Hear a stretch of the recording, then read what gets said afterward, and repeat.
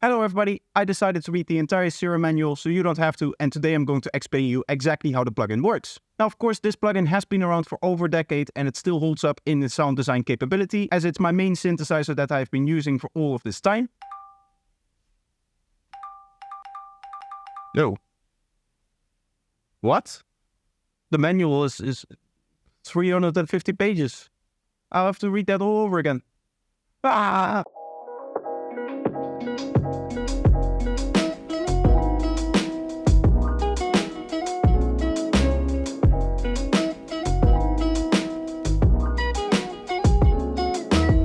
Yes everybody, Serum 2 has come out and it has been a little bit of a surprising release for me. Of course I wasn't expecting it. I was already hearing some rumors that it would be releasing soon, but I was unprepared for it releasing now. And basically I spent the last 2 days just experimenting with the plugin and going over everything.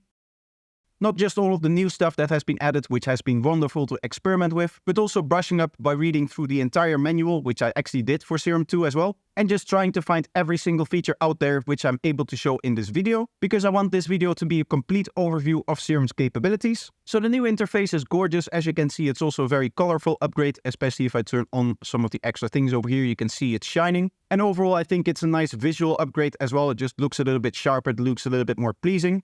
And in terms of its layout, it is pretty self-explanatory. Of course, if you're already familiar with Serum, then this is going to be very easy to adapt for you. Because in overall interface layout and that kind of stuff and where you're going to find certain features, it has stayed completely the same. But I, of course, I'm going to assume that you're completely new with using Serum and I'm going to go over every single thing. So starting off with the general interface, I'm just going to start with the top left, where you're going to find the Serum 2 logo. This is where you can click to resize the interface, if you want it to be bigger or smaller. Also, if I play a note, I can go over here and then from here drag into an audio track. So that will render out an audio file of whatever you play. Right next to the Serum logo, you're going to have your main navigation menu. Here you switch between the different tabs on the top part of the plugin here. We have our preset browsing area as well as preset information like the author and the description. Of course, over here you can save presets and you have arrows to go between them. We also have a button to open up the full preset browser.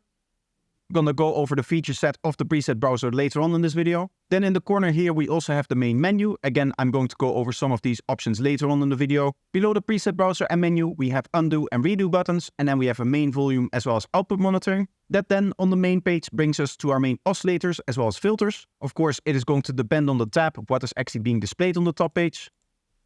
So here we have the mixer, here we have the effects section, we have the modulation matrix and we have global settings. The lower part of the interface is where your modulators are going to live, as well as some other settings. You can think of the lowest portion of Serum really as all of the information needed to actually generate the notes that are going to be played by the oscillators and then go through the rest of the synth. And also over here there are some extra windows that when you click on them open up into new features, like the clip and the arp here for example. So that's going to be the main interface of Serum. Thank you for watching. Bye bye. No, just kidding. We're going to dive deeper into that of course. Let's actually dive deeper into the oscillators. But before we do that, I do quickly want to say that when I said that it took me 2 days to actually script this video, I wasn't really joking. So I would really appreciate it if you liked the video and subscribed, and maybe write an interesting comment down below to support me in the algorithm. Also, if you're considering supporting me financially, there's 2 ways to do that. You can become a channel member, or you can become a patron of mine. Both of course will get you extra benefits like priority in feedback streams, as well as discounts on my products. So thank you for doing that. Now let's get back into the oscillators of Serum. So Serum now comes with 5 different oscillator types. You can select them from here. We can see we have a wavetable, multisample, sampler, a granular oscillator, and a spectral oscillator. Right next to the type selection, you can turn the oscillators off and back on again. And then to the right, you can select which of the 2 filters they go into. So you can click over here. There will be a little pop-up. You can switch which filter it goes to. You can set to a mix in between, or you can set to 1 or entirely to 2. As you can see, that is also reflected in here. So even if this window is closed, you can still at a glance see what is happening. You may have also noticed these buses over here. This is also where you can send to buses. These buses are going to be part of the FX chain, so we're going to take a look at that later. For now though, one of the things that you need to know about the wavetables is that they all technically take samples. This first wavetable oscillator is going to take a very specific format of samples, which are going to be the actual wavetables. In essence, the files that are loaded over here are just wave files, where every cycle of the wavetable is stored in 2048 samples, and you can have a maximum of 256 different frames. And all of the different files that you're selecting over here are nothing more than wave files in that particular format. And the interesting thing about this is, once you know the format, you can actually write code to make wavetables in that format. That is, for example, how I made the wavetables in my base tables pack. But as I said, over here you can select the different wavetables that you want to use. For now, as you can see, I only have the factory wavetables loaded. I still have to port my factory from Serum 1 into Serum 2. If you don't want to go through the menu every time though and select different wavetables like that, another way that you can do it is by these arrows over here, where you can, as you can see, just move back and forth. Below the wavetable selection area, we have pitch control. There's 4 different pitch controls over here, which is actually very useful because you have this continuous pitch control here. As you can see, this is just in decimal numbers, so this is very nice for modulations. And then we have fine-tuning over here, semitones, and then whole octaves. So depending on what you need to do with your modulations, you can apply it to different parts. And of course, one of the nice ways is that you can also set oscillators down and up by an entire octave as well, which is a very common thing to do in sound design.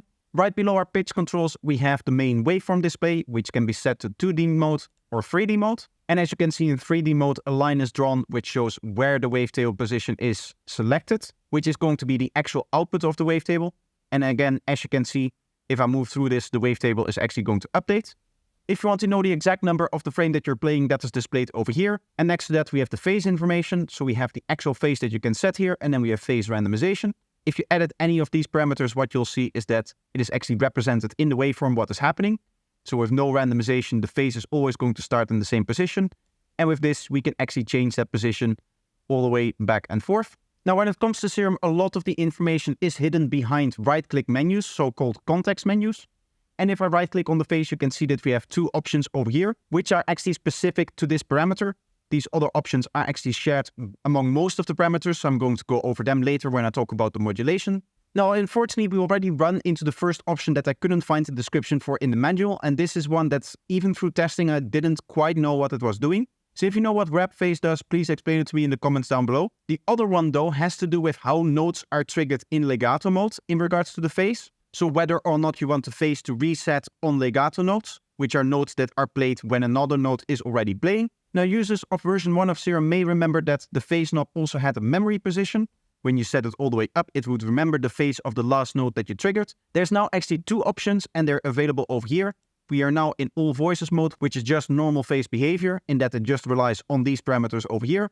We have the continuous, which is what memory used to be in Serum, where every note takes the phase off where the last playing note ended and just continues from there. And then we have the per voice setting, which you need to activate when a note is playing, because then it will take that note and it will apply the phase of that note and apply it to all future notes that are played. The final thing that is in the top area of the oscillator is going to be the wavetable editor. We'll have a look in depth at this later, but this is how you open it. Then moving on to the bottom of the oscillator, we have the aforementioned wavetable position, which scrolls through the wavetable, through the different frames inside of the sample that is loaded. We then have the unison setting, which determines how many copies of these wavetables play. So you can actually have multiple copies playing over here, and you set the tuning relative between them like this.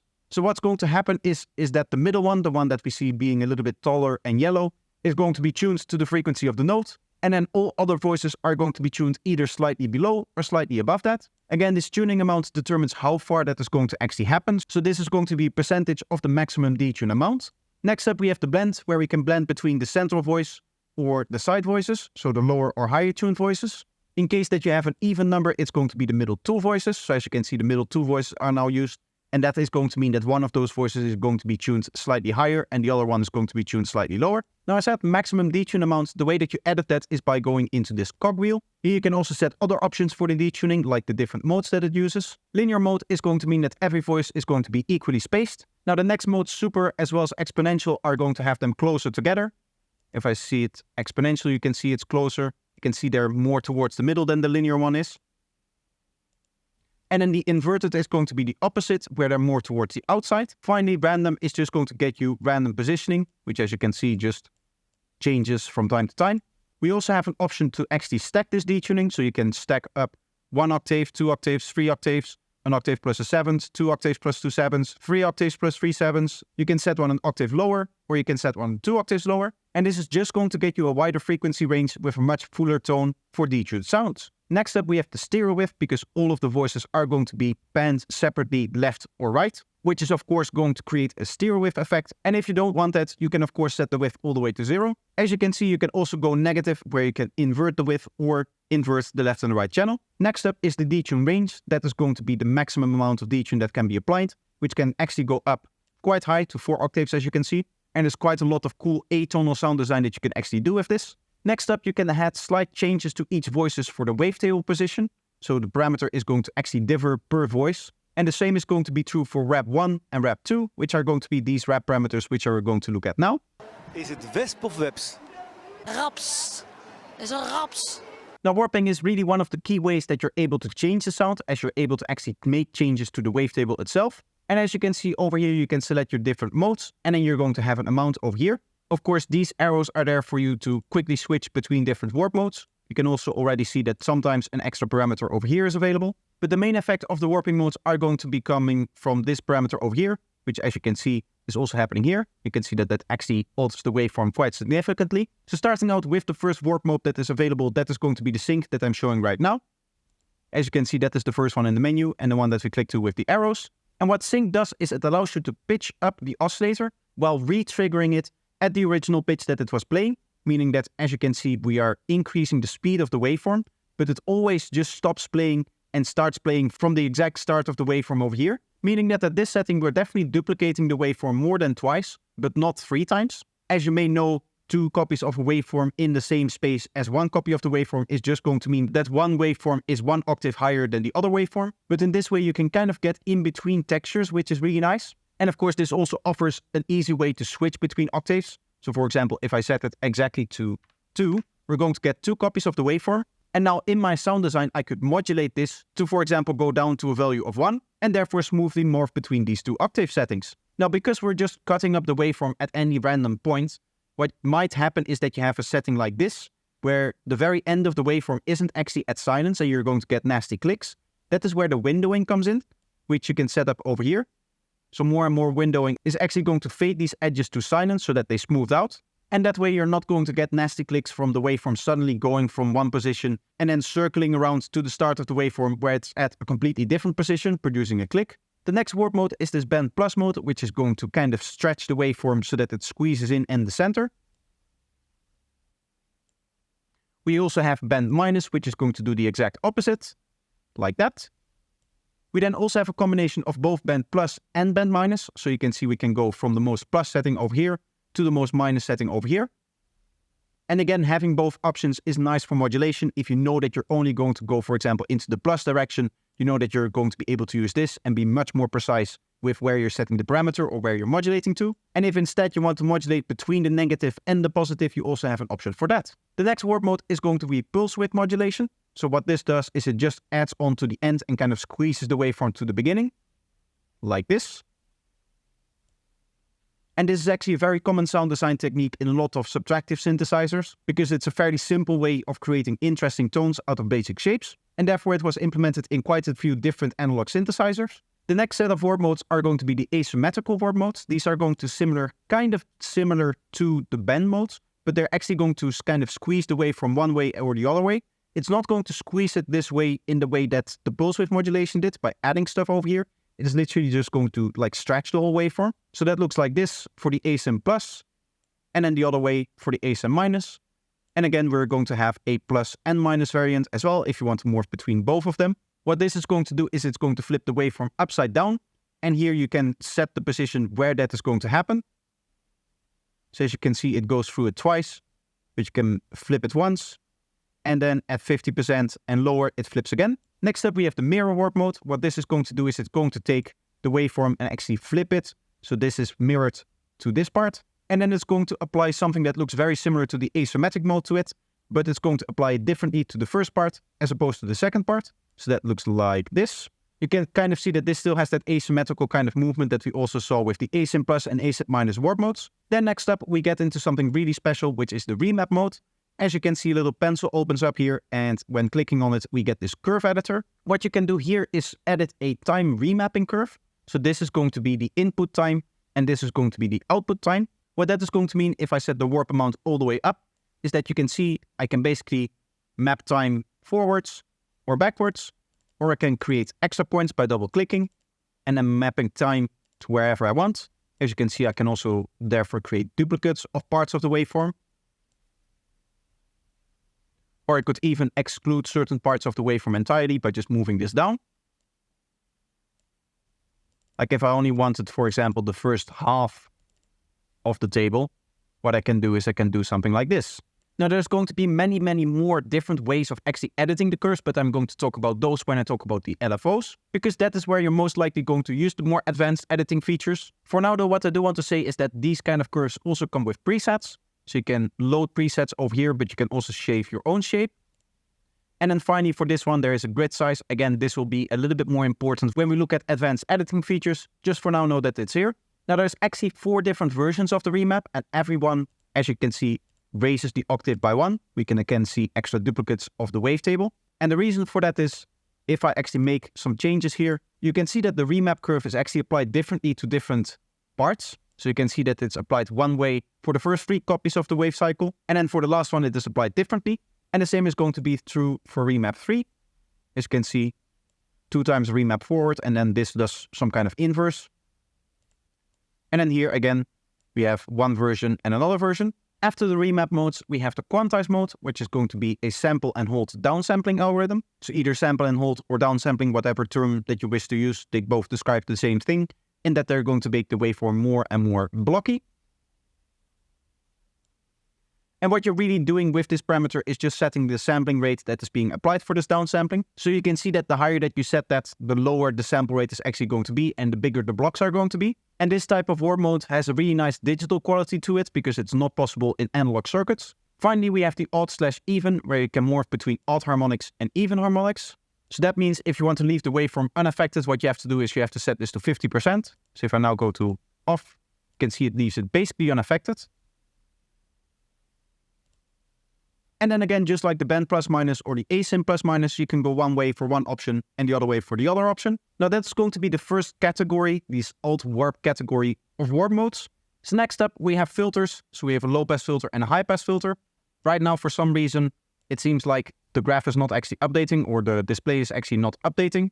This is going to be the filter cutoff, and this is going to be, I believe, the steepness. So these are going to be non-resonating low pass filters and high pass filters. Then we have almost all of the different distortion types. There's actually going to be 2 more different distortion types, which we're going to look at once we look at the distortion in the effects section. But these are all going to be warp functions of the same algorithms, but as I said, just in the warp mode. As you can see for this one, it is updating. So you can see the different type of clipping that it may be doing. This is hard clipping. We have diode distortion, another diode distortion, and of course, a whole bunch of other crazy things that you can do. 0 square is actually very interesting because it distorts at quieter parts, not at louder parts. Rectify makes the waveform go all down. Sine shifter, again, giving us crazy shapes. Stompbox, a little bit more of a tamer distortion type. Tape saturation, again, a little bit tamer. And finally, the soft saturation, which actually can distort quite significantly, as you can see. And then all of the other warp modes are going to be various modulations between the different oscillators. So we have our classical FM, we have our phase distortion, which is going to be the same FM as we had in Serum 1. And then we have amplitude modulation and ring modulation. As you can see, we have a whole bunch of destinations, so we can choose FM from B, FM from C, FM from the noise oscillator, which is this little guy over here, FM from the sub, which is this little guy over here, and then FM from one of the 2 filters. So we can take the output from one of the 2 filters and actually use it as our FM modulator, or phase distortion modulator, or the AM modulator, or the RM modulator. As you can see, phase distortion also comes with a self-modulator, so you can modulate itself. And this can result in some really crazy kind of atonal sounds. Usually phase distortion in FM is kind of associated with that, because that is where it originally was born with the DX7. But honestly, over the years, all of these different modulation types have shown to be very, very capable of creating very cool different sounds in a super wide range of categories. So this is definitely something where you want to experiment. When it comes to the FM, there's also some extra options over here. We have through 0, which determines how the phase is actually handled when going from a positive side of the cycle to a negative side of the cycle. I'm going to do this, but it's better to explain it here. It will actually flip the phase around when it does that, when it goes from positive to negative or from negative to positive. And that has an impact on how, at those points in the modulation, the FM response is going to work and how that is going to look like. And with this option enabled, you're going to get more smooth FM tones. So I've just quickly set up a basic FM from B. We can see we have a saw wave over here and a saw wave loaded over here. And I've just set up the FM from B, and that is the only setting that we have. You can see that that is the tone that we get if we set it through 0. And then we have exponential and linear, which is going to be a different interpretation.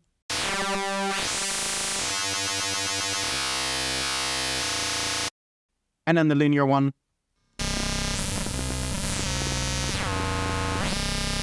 Of course, the exact tonality that you're going to get is not only going to depend on the mode that you set over here, but also on a lot of the other parameters that you're using, and of course the waveforms and all of that kind of stuff. But this is one extra option to just choose between the few different flavors of FM. The final option that we have in this warp selection is to swap warps. So if we want to swap warp mode between the first one and the second one, we can do that like this. And you can see that all of our options get flipped, including the amounts. The final section of the Wavetable Oscillator is going to be the panning and the level. So the panning is going to determine how loud the sound is going to be from left to right, and then the level is going to determine how loud the sound is going to be in general. So those are all of the options from the Wavetable Oscillator. I mean, except the Wavetable editor, but we'll get there.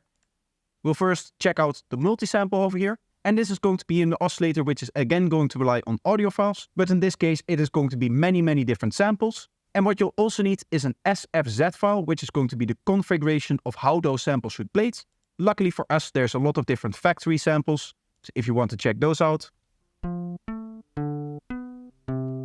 you can see that for different notes, different samples are currently being triggered, but I can also, for example, lower my velocity a little bit and then play a lower velocity, or I can play a higher velocity over here. And this is usually reserved for creating very realistic sounds because, of course, every little inflection is going to have a difference on the sound. And actually recording multiple sounds for that, instead of playing back the same sample every single time, is actually going to capture all of those differences. You can see that most of the options have stayed the same. There are a few differences. For example, you have velocity tracking over here. This is going to make sure that the velocity is actually going to affect the volume. So you can click that on here and set how much that is going to happen. Since this is a very common option for multi-sample samplings, they decided to do it like that instead of having to set up a modulation for it. The second parameter, which is different, is going to be the random over here. This is going to determine the start position of the sample that is being played. In this case, we don't have this circular waveframe thing, which is going to be like a small extract of a bigger sample. In this case, it's just going to be the starting point over the whole sample. And then the final parameter that is different is going to be the timbre, where you can select which sample is going to be playing for different pitches without actually changing the pitch.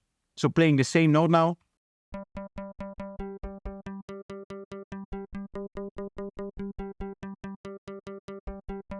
You can hear that it's trying to play the same pitch. There was one that was pitched a little bit higher, but that is just going to be inside of the sample. But you can kind of think of it as an offset between the MIDI notes that are being used to determine which sample to play and the notes that are being determined actually how the pitch of the sound should be. Moving on to the sample oscillators, there's actually two ways that we can get there. We can, of course, just select the sample oscillator, but we can also right-click over here and switch this to a single sample. So now having switched it to a single sample, you can see the waveform is showing. And again, some of the parameters of this oscillator are going to be slightly different.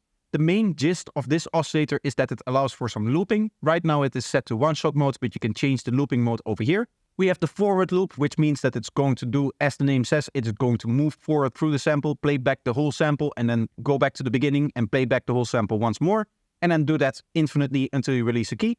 Reverse is going to do the same thing, but in reverse. We then have forward and reverse, which means that it's going to play through the sample like this, and then backwards, and then forwards, and then backwards. And then finally we have tilt, which means that it's going to start from the start of the sample, start playing, up until halfway, and then it's going to loop the second half of the sample. So if you have a sample that is a nice transient at the start, and then you have a consistent tone towards the end here, this is a nice way to make sure that you can play notes that are as long as you want. Right next to the loop mode, we have the crossfade, where you can determine how fast it fades between the start of the loop and the end of the loop. So you can kind of imagine what this does. It is going to fade the start of the loop in over here, and then it's going to fade the end of the loop out over here. And the higher you set that parameter, the longer that change is going to be. Next up, we have the start of the loop as well as the loop length. Now, of course, because we are in one-shot mode, it's not actually going to show anything. But if we go into forward mode, you can actually see the loop showing up over here. And then we can set the start of the loop, which is going to be the starting position, and then the total length of the loop as well.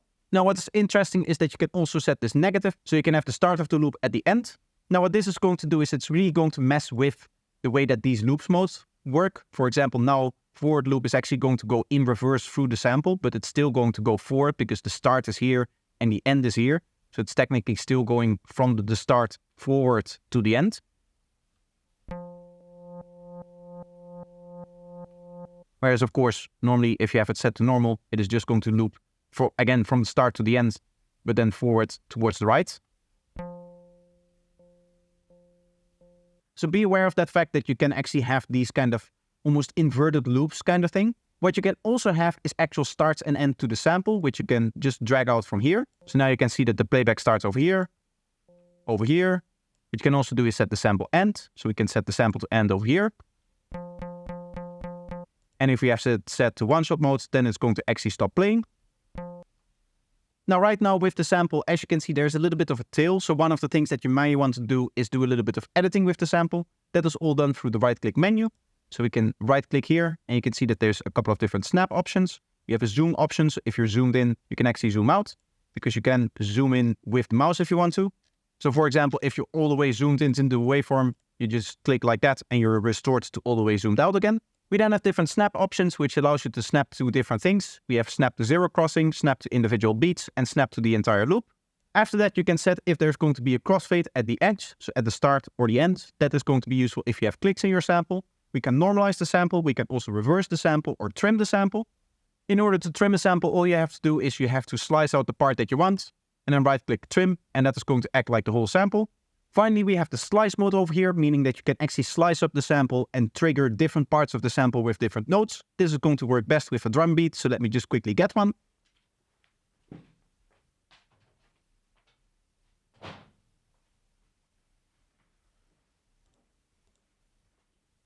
Now, having found a drum loop sample, I don't know why I ran into my kitchen. I actually have my drum loops right over here. What we have to do is we have to import it into Serum.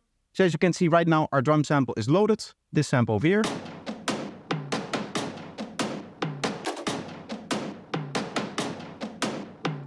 And then we're just going to right click and turn on slicing. We can do that by choosing either the auto mode or the manual mode. I like to start with auto.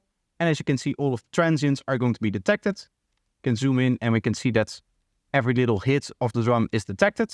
But if you want to add more slices, you can also do that by setting it to manual mode. So I set it to manual mode and then I hold Alt and click to add an extra slice. I can also Alt click to delete slices. So really the right workflow, in my opinion, is to just set it to auto first. I'm going to set it to auto. One of the things that you have is like a detection level. You can set this a little bit lower to detect different areas. Zooming out, we can see what kind of effect that is going to have. The lower you set it, the more slices you get. The higher you set it, the more sensitive it is, and therefore the fewer slices you're going to get. And what you may also see is, while I'm hovering over here, it shows you which note needs to be triggered in order to play those slices. So that means that by triggering different notes, we can play different sounds. And you can also do that over here.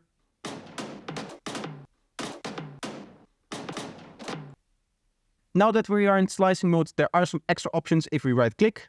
The play slice to end option allows you to make sure that slices actually finish playing even if you release a note early. Play single slice allows you to play an individual slice, and then if you do that, there will be a modulation destination somewhere in the matrix where you can assign a modulation to and determine which slice needs to be played. Specifically, if you're going to go into the oscillator, it is going to be this single slice over here. So if I quickly set up a macro for that, I go into macro 1 here, and then go back to the oscillator.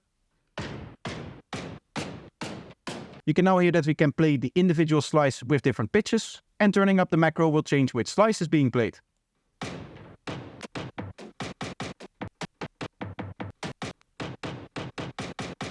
Of course, it is going to depend on the modulation depth that you're going to apply, as well as how many slices that you have. But this is a really cool way to maintain the functionality of both the slicing as well as the pitching around. And you can imagine that you can create some really cool complex machines inside of different LFOs and other modulators to find interesting ways of playing different samples. The next option allows you to set the root note from which the sample should start playing. So you can actually select the different octaves in which you like these slices to play. And that is just going to mean that the very first key is going to be that key, and then it's going to go progressively up, as you can see. The send to selected clip option will send it to the clip manager, which we're going to see over here. This is actually the clip mode. As you can see right now, something is loaded, and that is what that option just did. Of course, we're going to look into the clip modes in more detail later. For now, the last option is auto sync to clip, which is going to make sure that when you send it to this clip here, if you make any changes, any edits to the slices or something like that, like updating the timing, which you can do by setting it to manual mode and then, for example, moving this around. If you make that change, it will also be updated in here. Right now, that is not happening. But if I set this on, and I make a whole bunch of changes, we should see that update. As you can see, this is now slightly different. And again, if I make some changes, if I hold, for example, Alt a few times and just remove them, you can see that changes are being made here. The final key parameter in the sampler is going to be the scan option, which is actually going to replace the wavetable position. And what this allows you to do is modify the playback speed of the oscillator. So by default, it's going to be at 100% playback speed, but you can make it go all the way to 0, or you can have it play in reverse, and you can also speed it up by minus 200 or plus 200. If you want to have a greater amount of speed control, you can do that by right-clicking and then selecting the range. We also have the reverse option over here so that the playback is going to reverse. We can lock the scan rate to the BPM tempo, meaning that if you're changing the BPM over time, the scan rate is going to update. Finally, we have the sample length to BPM, which means that the scan knob is actually going to work in musical intervals. The last option that is new for the sampler is going to be in the unison settings, where we will see the span is replacing the wavetable position setting, meaning that you can have different playback speeds for different voices, which is sure an interesting sound design technique. Now let's move on to the next oscillator type, which is going to be the Granular Oscillator. As you can see, this is also looking very, very complex, and there's even so many parameters that we need the second page here. But actually, the Granular Oscillator is much simpler than it first appears, because what we're essentially going to do is we're going to again chop up the sample into multiple different slices. But in this case, the slices are going to be very dynamic, meaning that they can start and stop at any point in time. And what is going to happen is most likely you're going to be playing multiple different slices at the same time, creating kind of textures out of different samples, and then randomizing different parameters for different slices that you're playing to create an interesting soundscape. So just with our drum loop now in the default, what we're going to get is something like this.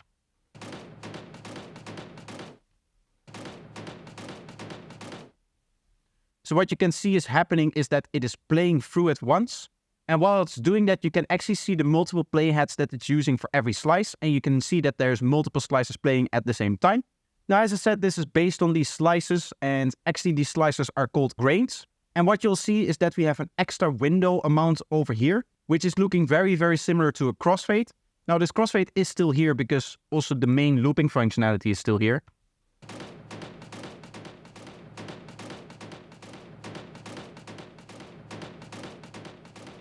So you can hear it is still looping at the playback. But what we can also change is how for each of these slices, for each of these grains, the volume comes in over time and then goes out over time. So we click on here where we get these different shapes that we want. So we can select a whole bunch of different shapes of different windows. I'll morph all of them so that you can see them. There's some very cool things towards here as well, where it starts and then it just quickly stops, or it stops and then quickly starts towards the end here. We have this amount over here, which, as you can see, determines how much of the window is actually being applied. Of course, that is going to depend on the window that you're using and how it kind of moves up and down. We also have skewing options over here, so we can skew it forwards or backwards. And both of these parameters can be randomized for every grain. Now, within the lower settings over here, what we'll find is we will find the different playback settings, and this is really what is going to bring the Granular Oscillator to life. We start with the playback rate, which is again being done by the scan. This one can be randomized by this direction amount over here. We have the density, which is going to determine how many grains are going to spawn every second.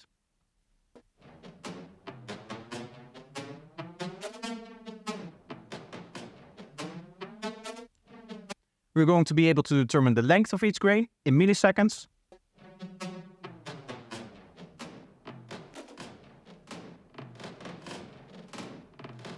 Again, this parameter can be randomized with this randomization over here. As you can see, it is linked in the interface. The same is true for the panning, so we can randomize the panning for each of the individual grains that are playing.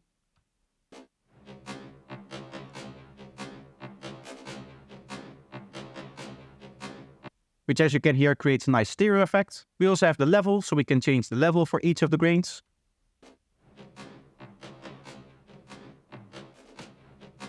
Again, we can also change the length. The other one that we see over here is the pitch. So we can actually alter slightly the pitch in semitones of each individual grain.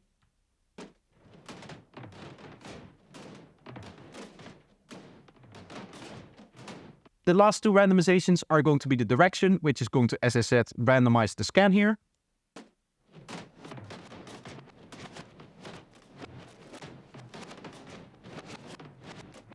So you can see we get a whole bunch of different playback speeds, including reverse ones. And then finally we have the offset, which is going to be how far away from the playhead position it is going to play. Meaning that if we set it all the way up, it is just going to start playing anywhere in the sample.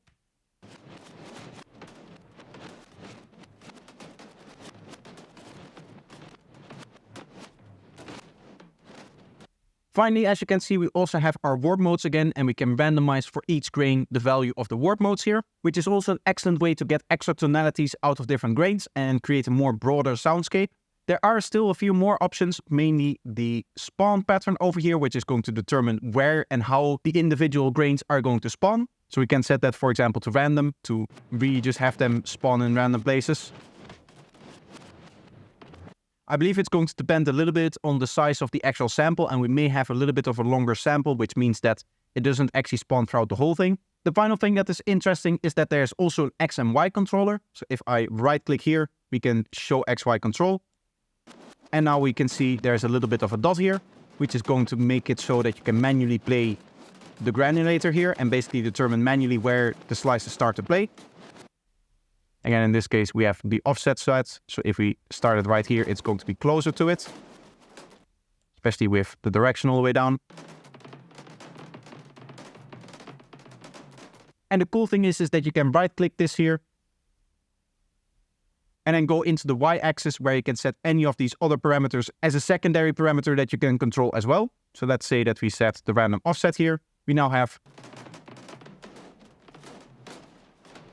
as you can see, two parameters that we're controlling over here. And this is mainly nice to start experimenting because I don't think there's an easy way that you can modulate just this point. And even then, these points are just assigned to different points over here, which you can then just directly modulate if you want to. The final oscillator type is the Spectral Oscilator, which as you can see also comes with a really nice display.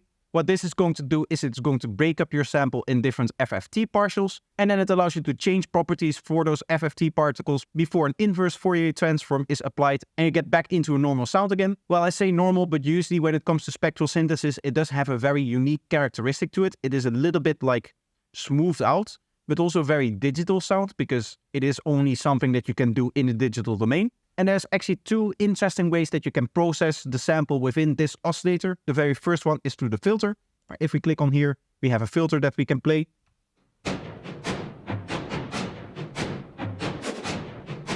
You can already hear that slight smoothing of the transients, which spectral synthesis is known for. And here within the filter, we can see that we can actually edit the curve and update the curve like this.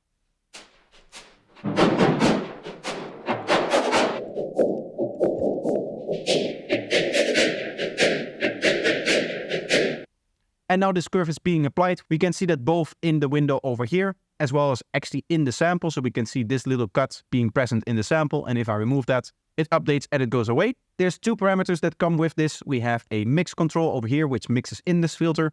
We also have a cutoff, which allows you to move the filter up and down the frequency spectrum, or technically the FFT spectrum, but really it is nice to think of this as a waterfall frequency spectrum with the lowest frequencies below and the highest frequencies above, and this axis being time. On the side here, we have low pass and high pass filters. So as you can see, this would be a low pass filter and this would be a high pass filter. You can see though that it's very, very sharp, so it's going to be unnatural.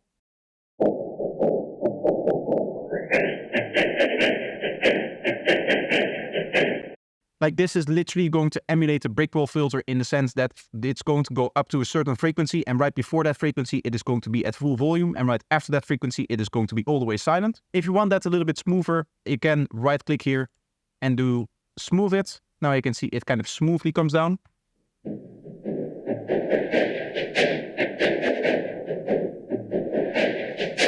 There's also another option, which is the post warp, which means that it is going to apply after the warp modes. That is because we have extra spectral warp modes in here. As you can see, there's a whole range of them. And we also have some of the other warp modes as well, but these are just going to be the normal ones.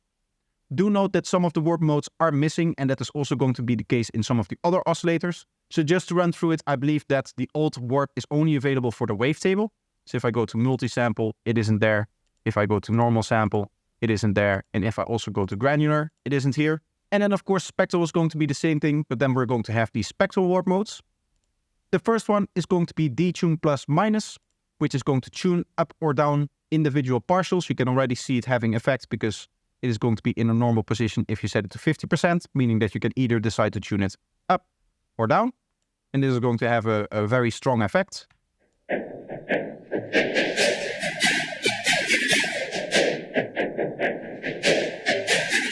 There's also a secondary parameter here, which shifts a little bit of a different part of the FFT information.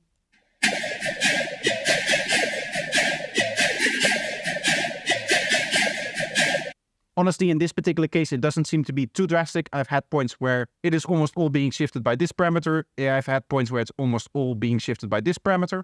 I don't really know what the criteria is, and it sometimes seems a little bit arbitrary where it decides to have one part be shifted by this parameter and other parts be shifted by this parameter. So it feels a little bit random where it's making those decisions to what to shift with which parameter. The next warp mode is smearing, which allows you to smear out the frequency spectrum. So this is going to make it sound a little bit smoother. If you do this though too much, it is going to actually become silent.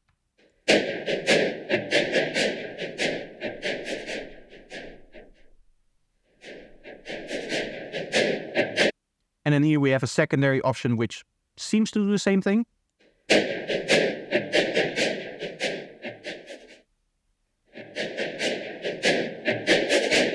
Honestly, I haven't figured out yet what the differences are between these two parameters, so let's just move on to the next warp mode. This is going to be the spread plus minus, which allows you to either spread out the FFT information or smush it more together. And that is going to happen vertically, of course.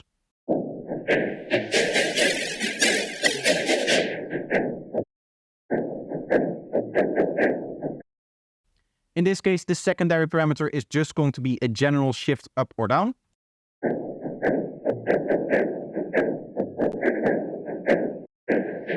And just like many other warp modes, if you want to have the normal sound, you're going to have it in the middle here.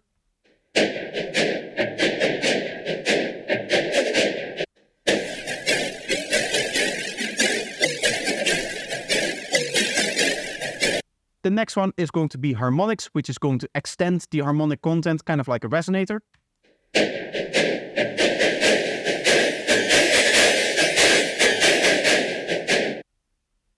We then have subharmonics, which is going to generate lower harmonics for the signal that we have. We can already see it starting to happen here, but you can really turn it up like that, and then it's just going to be boomy.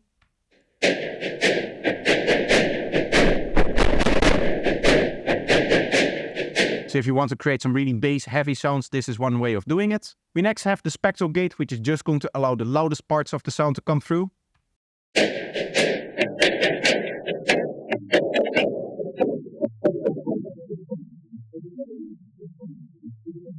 As you can hear, you can get some really cool, almost underwater-like tones out of that. We have the robotize, which is another kind of smoothing type of sound.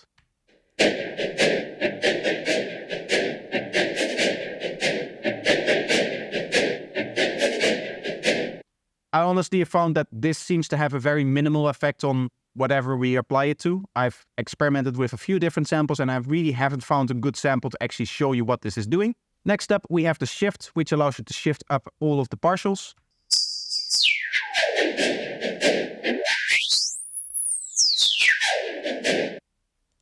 We have mirror, which allows you to have them come in as a mirror from the top.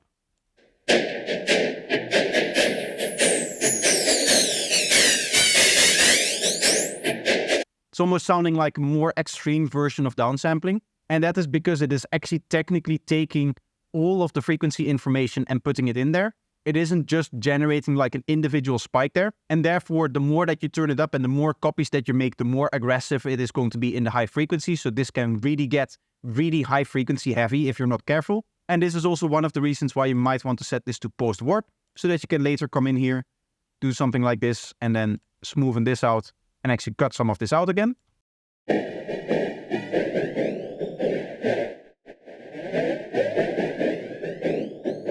So now you don't have that really extreme brightness that you get if you don't do that. Next up, we have the peak follow mode, which is gradually going to remove the quietest peaks of the sample, and it's actually going to keep peak continuity over a sample. So if you have any harmonic content that is very long, it is going to try to treat that as like one block, as opposed to a spectral gate, which is just going to remove the quietest part, irrespective if it's part of a peak or not.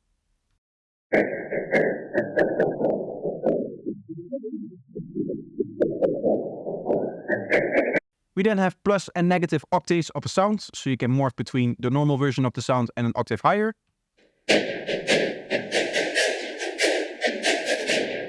Or an octave lower.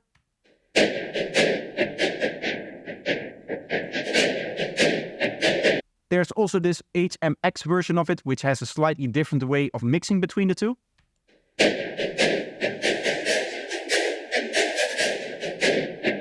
And of course also for the negative.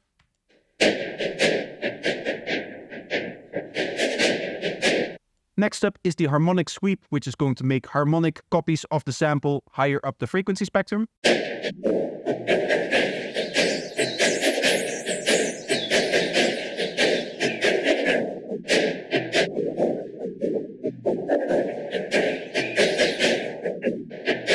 We have shepherd, which is going to generate shepherd tones. Again, this is going to have a secondary parameter. This is going to be for the walkthrough of the shepherd tone. So this is going to allow you to cycle up the shepherd tone by 1. You can see this frequency is going to rise up to this frequency here. And of course, a shepherd tone is known for that continuously happening. So in this case, we would add an LFO here like this.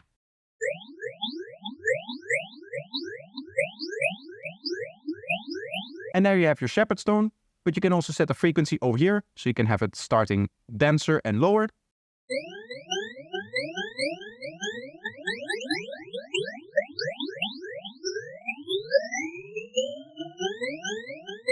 And this is a really cool way of creating those infinitely rising pitch effects. What we also have is a shepherd's W, which is going to be an inverted version. As you can see, this has cutouts as opposed to just keeping the part that is going to be shepherding. So in this case, it is actually going to be removing frequency content, and that removal is going to be like shepherding up the frequency spectrum.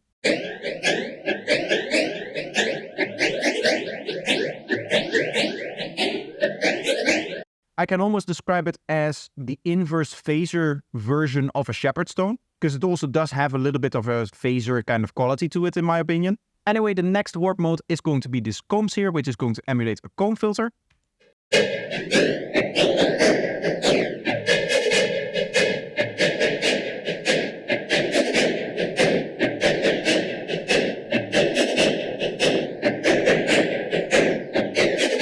We have a pitch shift mode, which allows you to pitch shift the sample up and down.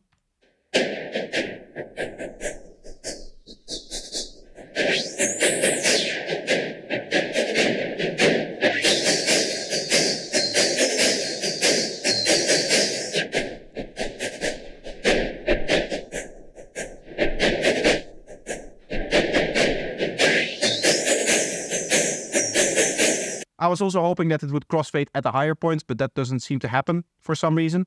As you can see here, it's kind of crossfade between the original and not having the original and just having like the pitch shifted version.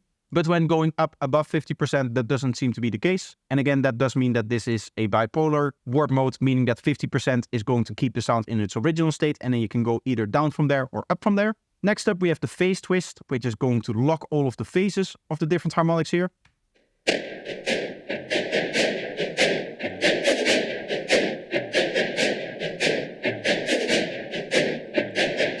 In this case, this might not be the best sample, so I'm quickly going to change it to, say, like a flute or something.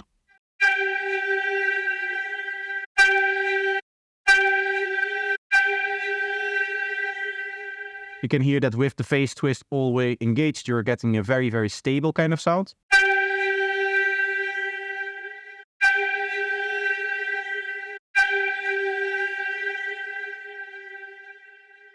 And in this case, you can hear there's a little pitching happening with this extra variable parameter. Next up, we have the formant. Here, it is probably handy that we again have a little bit of a drum loop.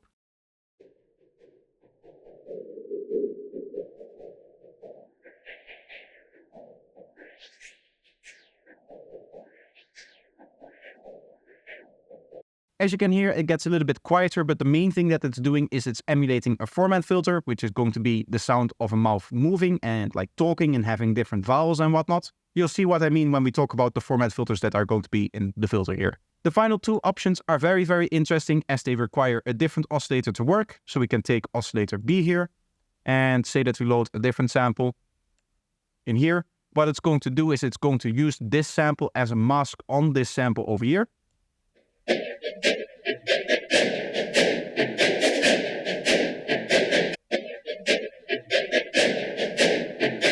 Keep in mind I have the level set all the way down here, so we're not actually hearing this sample playing. What we're hearing is this sample being subtracted from this sample over here. And then we can do the same thing, but instead of subtracting, we can also vocode it.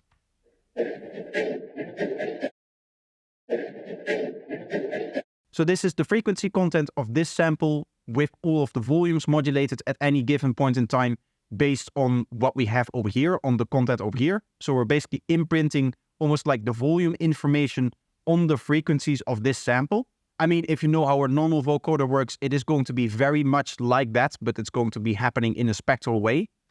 So like the process is slightly different, but just practically speaking, you can think of this as actually just vocoding with this signal over here. And as you can imagine, had you told me a week ago that you could use Serum as a vocoder, I would have laughed in your face, but right now it is just completely possible within this new update.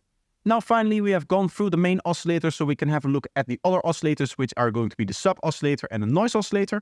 Starting with the sub oscillator, we have parameters for octave and coarse pitch here, and we can choose from 6 different shapes. We can also set the phase or the starting position of that shape, and then set the panning and the level here. So this is really just meant to add a little bit of extra stability, usually an octave or 2 below your main sound that you're playing, so that you have a nice stable sub. And again, this can be routed over here, so you have your drop down for your routing.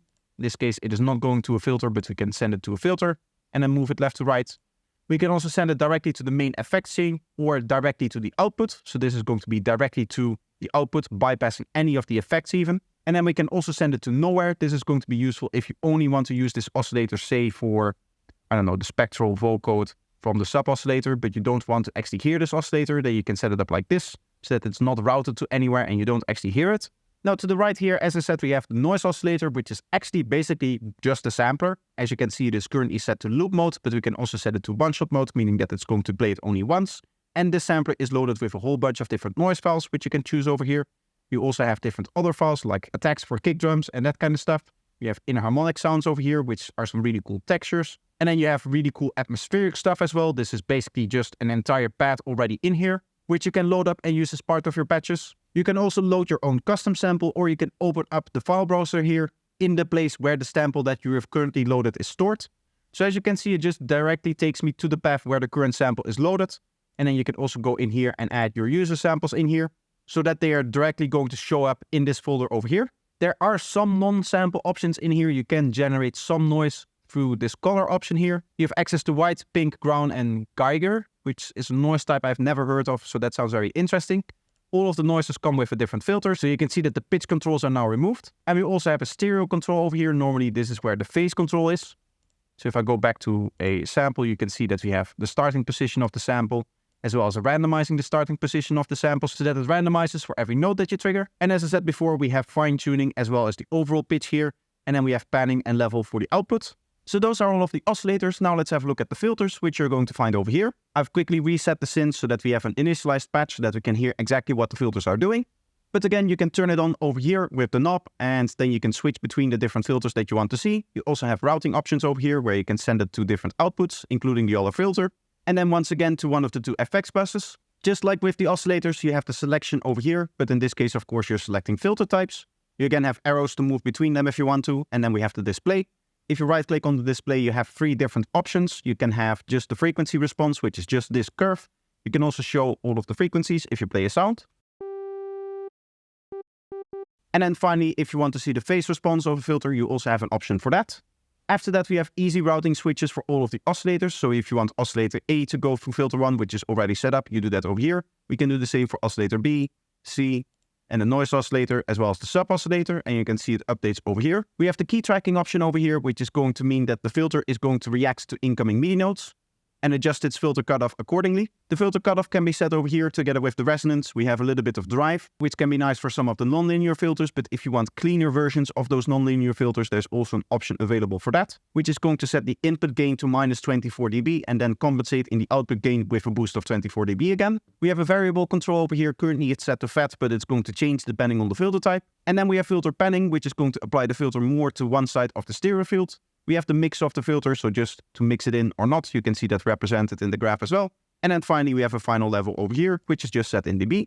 Now going through the different filter types, we of course have our basic filters in the normal section. We start with the Moog emulations of low-pass filters, and then we have our classical low-pass filter, classical high-pass filter, band-pass filter, peak filter, and notch filter.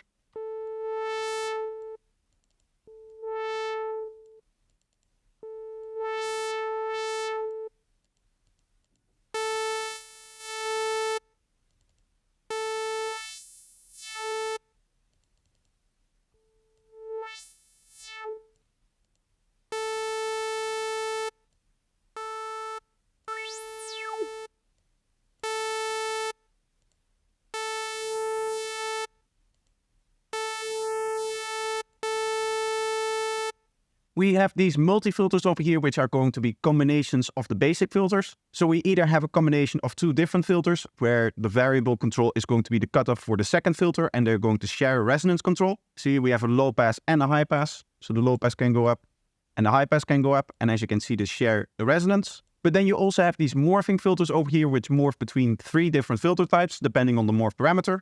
So it goes from low pass, full band pass, to high pass. And of course, that is going to depend on the type of morph that you're using here. So this is between a notch, a peak, and then a band pass. The next category of filters are going to be the flanges, which really are not just flanges, but also comb filters and phasers. These are filters that are designed to generate many different peaks inside of the frequency spectrum. So this comb filter over here, as you can see, it's all wobbly, meaning that it's going to generate multiple different peaks.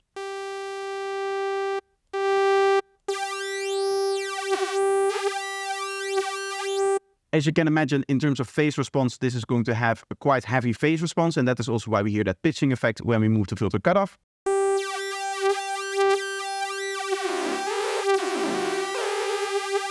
We have a few different combinations of these, including ones that have selectable frequency ranges. So this is a low version, and then we have a high version as well. And the same is going to be true with your basic flanges here. So this is just a basic flanger, frequency response being this. We have the opposite of it as well. And then we have all of our low versions and high versions. Next up, we have the different phasers here. So there's different steepnesses and pole amounts. So this is just a 1-pole phaser. And then if you want to have multiple poles, you can go up to 4.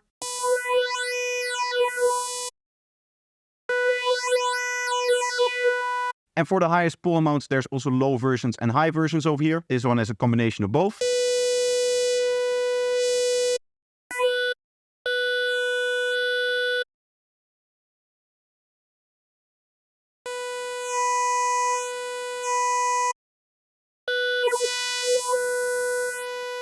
The final 2 filters are a phaser-flanger combination filter. I believe the technical way that it works is that the phaser is inserted into the feedback chain of the flanger.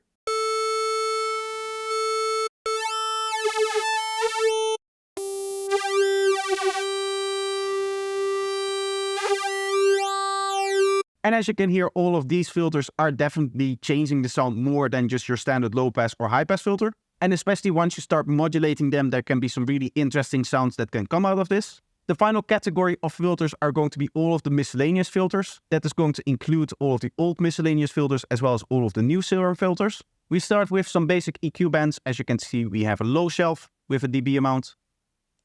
Also low shelf 12, which is just a little bit of a steeper one, especially because I've set a higher resonance here. Then we have our just simple peak band EQ over here. Again, you can set steeper resonances if you want to, and of course move it around and drive it a little bit. And then we have the high shelves, which is just going to be the opposite as the low shelf. The ring mod filter and ring mod 2 filter allow for ring modulation. Actually, ring mod 2 is going to be 2 ring modulators with the spread amount determining the distance between each other in terms of frequency. So you can see you can get some really nice interactions between them and almost like cancelings and whatnot.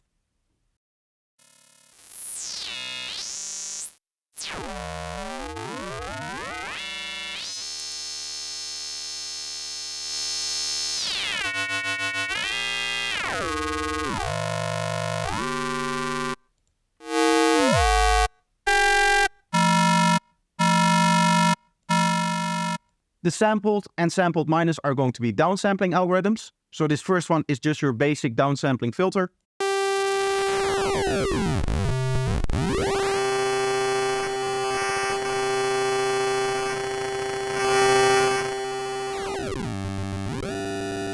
And then sampled minus, instead of being just your normal downsampling algorithm, it is going to take the input of the algorithm and subtract that from the output. So that means that we're just going to get the downsampled signal and not the original signal in there.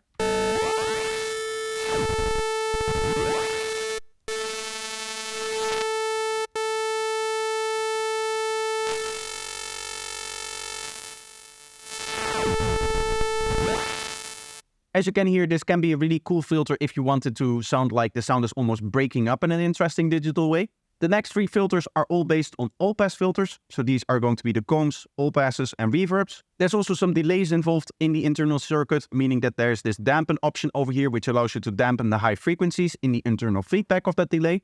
And all that really means is that these three filter types are going to be amazing for phase shifts.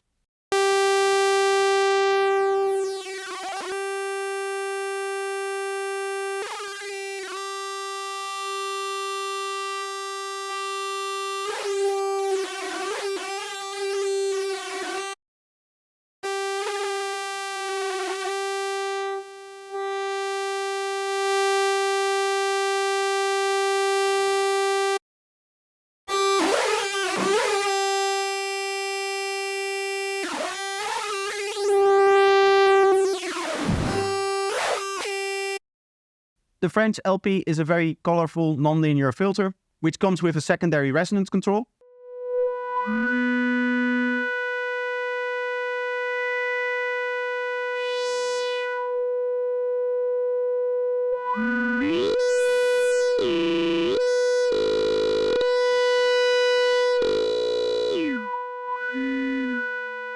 So you can generate some really cool distorted tones out of that. The German low pass is known in the business as a zero delay feedback filter.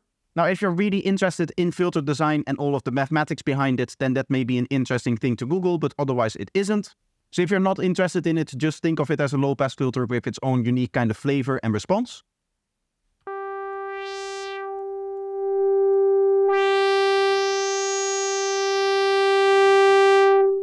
We have the add bass filter, which is a phase rotated low pass filter. What that means is that it's going to have a unique phase response. And the interesting thing is that you have a through parameter over here, which is basically like the mix, but the dry signal is going to have the same phase rotation, meaning that your lower frequencies aren't going to cancel out when you're mixing it in through this way. So this is a great filter type to put in parallel and just add a little bit of extra low end to certain sounds. The next set of filters are going to be the formant filters. There's going to be three types over here, which are going to emulate different vowel movements. Here, both the cutoff and the formant are working together to basically change the vowel shape, and the cutoff isn't really, I would say, responsible for the center position of the filter.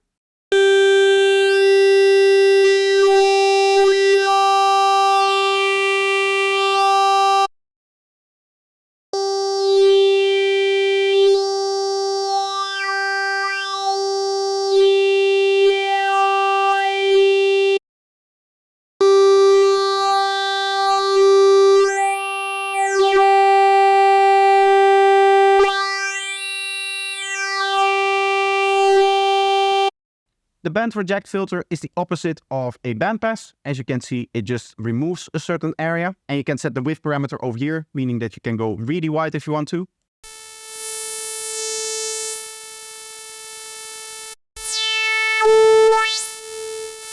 You can imagine this kind of bass is really useful for something like neurobass design, because you can scoop out that mid-range, keep the low frequencies in here, keep the high frequencies in here, and then distort that again to gain the warmth back. And then if you modulate it, you get that classical neurobass movement. The next set of filters are going to be the distorted combs. These are going to be either low-pass filters or bandpass filters. So we have a category 1 low-pass and bandpass and a category 2 low-pass and bandpass.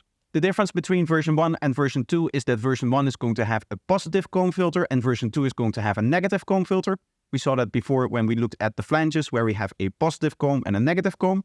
So one is going to be like this and the other one is going to be flipped around. But these filters of course combine the aspects of a low-pass and bandpass filter with these comb filters.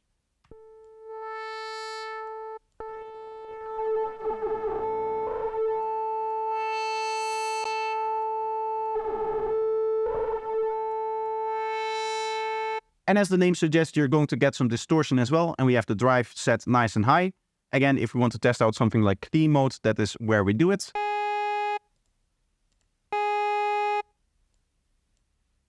Let's go a few octaves lower.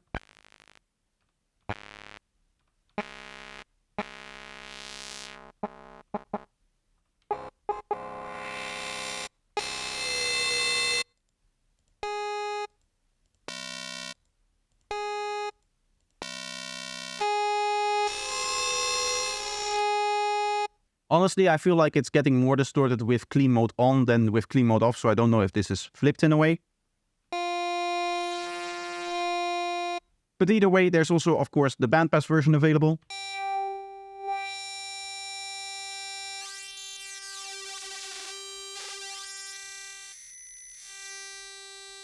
And then the final two filters in this folder are going to be the Scream Low Pass and Scream Bandpass. Now, Scream filters are based on having a relatively high feedback in the internal delay of the filter. But what that really means in practical terms is that this is going to have a screaming sound, specifically when you drive it.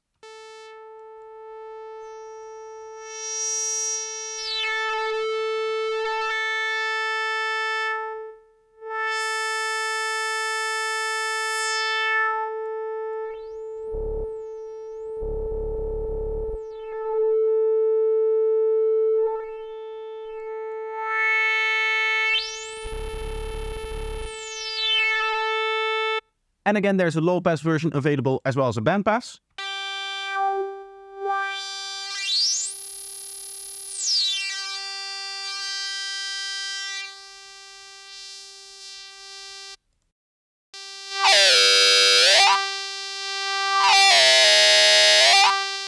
And also again, with this filter, I feel like the clean mode is set the other way around. That with it active, we get actually a lot more distortion. The final category of filters are going to be the new filters that are included with Serum 2, but not with Serum 1. But the first one of those is the WSP filter. This is a morphing filter between a low pass, band reject, and a high pass. So we have the low pass here,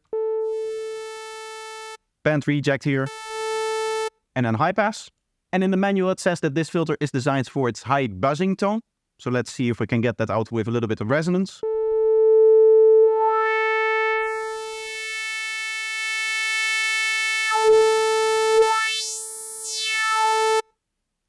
It does sound very buzzy indeed. The DJ filter is based on the free Xfer plugin DJM filter. So that is this one over here, and this is based on both a low pass and high pass.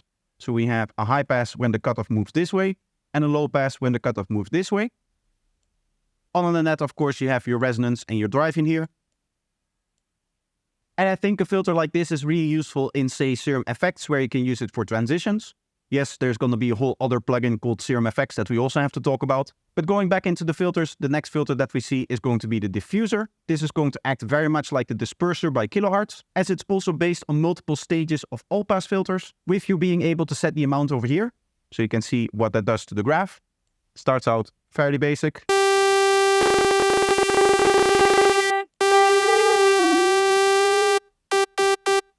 The more stages that I set, you can hear the more lasery feeling our saw wave gets. It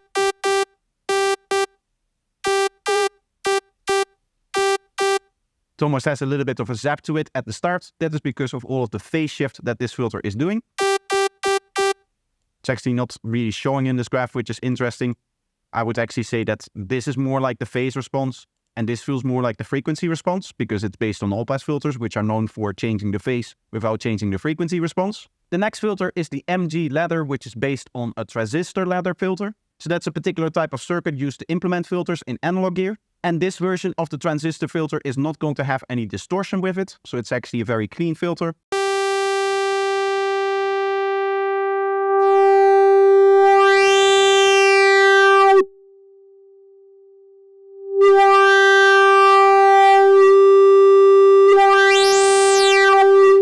It actually comes with this very interesting parameter. As you can see, the smooth isn't really changing the graph. Instead, what is going to happen if you have any modulation assigned to the filter cutoff, or the filter cutoff is moving in any other way, it is going to smooth out that movement. The next filter is going to be the acid ladder, which is going to be based on a diode ladder instead of a transistor ladder.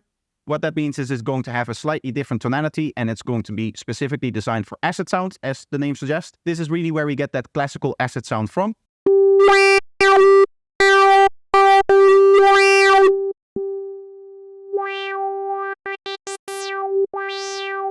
The EMS ladder is going to be based on a VCF filter. This is again just a different circuit type, which is going to result in practical sense in just a different tonality for your low pass.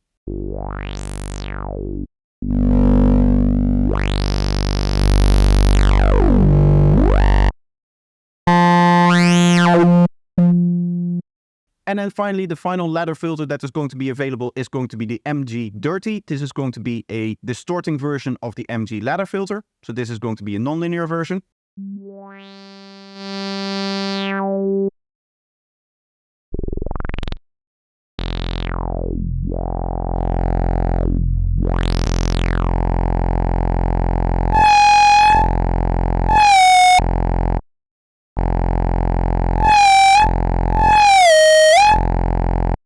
And as you can hear with the pain parameter over here, you can get some really strong distortion.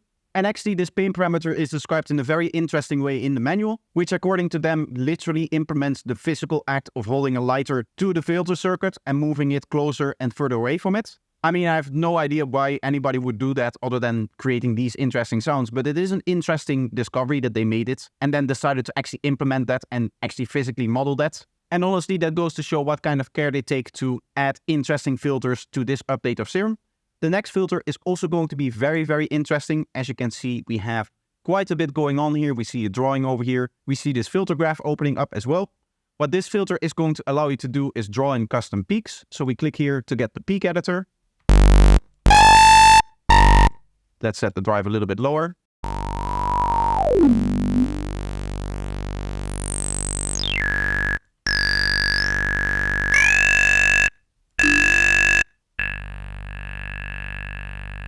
I've set the resonance also a little bit lower so that it doesn't get so buzzy. That is because the resonance is going to be applying a gain to all of the different peaks. So it's actually just going to scale these peaks upwards and downwards. But you can design your own filters here. Right-clicking, you can actually change the filter type that you're using. So for example, we can have a band here. Or we can have an all-pass filter.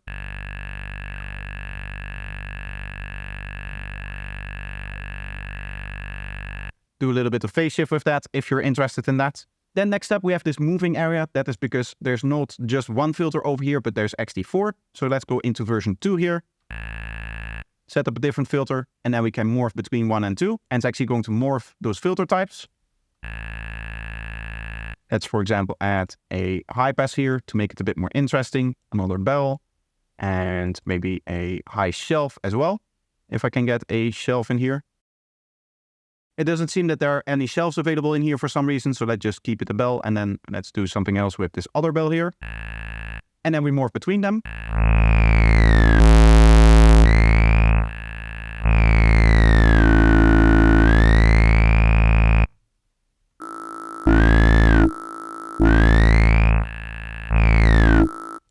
I think this is going to work best if in version 1 we also set a high pass filter here, say with a little bit of resonance like this.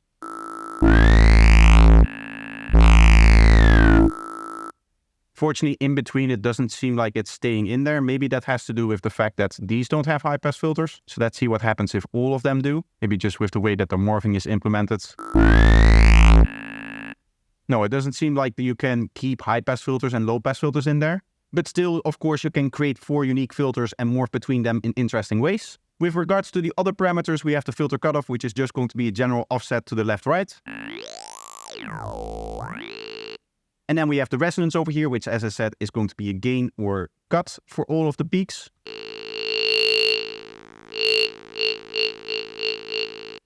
We have the overall drive going into the filter, of course. And then we have smoothing again, which is going to be, again, modulation smoothing. And I can emulate that by turning the smooth all the way up and then just really fastly moving the filter cutoff.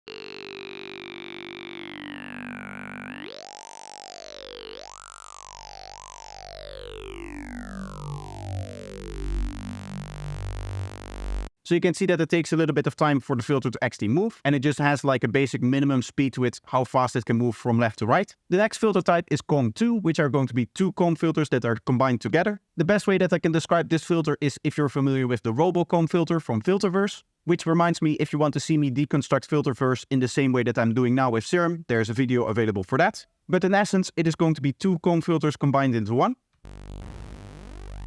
So here's the first one, and then we have a frequency for the second one as well.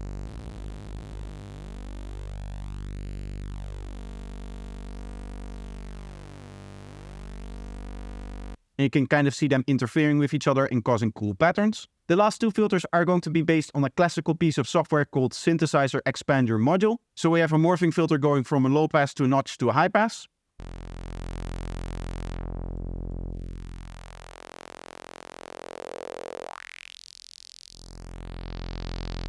And then we also just have a bandpass version of that filter, so this is just a regular bandpass, no morphing whatsoever.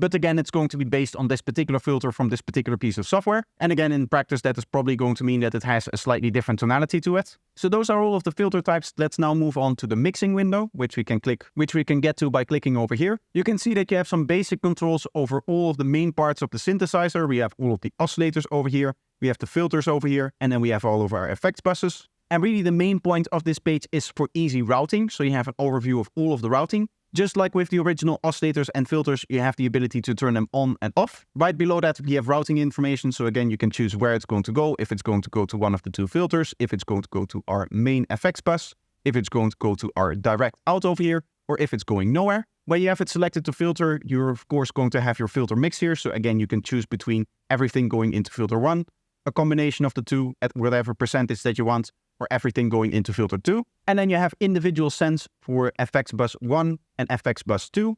So if you want to do parallel FX processing, this is the way to do that. So in essence, you're going to have 2 parallel buses going into a bus in serial, but you can actually change that to any type of configuration that you want. So for example, if you want to hook them all up, what you can do is change this to bus 2. Now everything that goes into bus 1 then goes into bus 2 and then goes into the main. And that means that you can have different effects on all 3 of the buses and send, for example, a part of your synth directly to the main bus, a part of your synth directly to bus 2, and then a part of your synth directly to bus 1.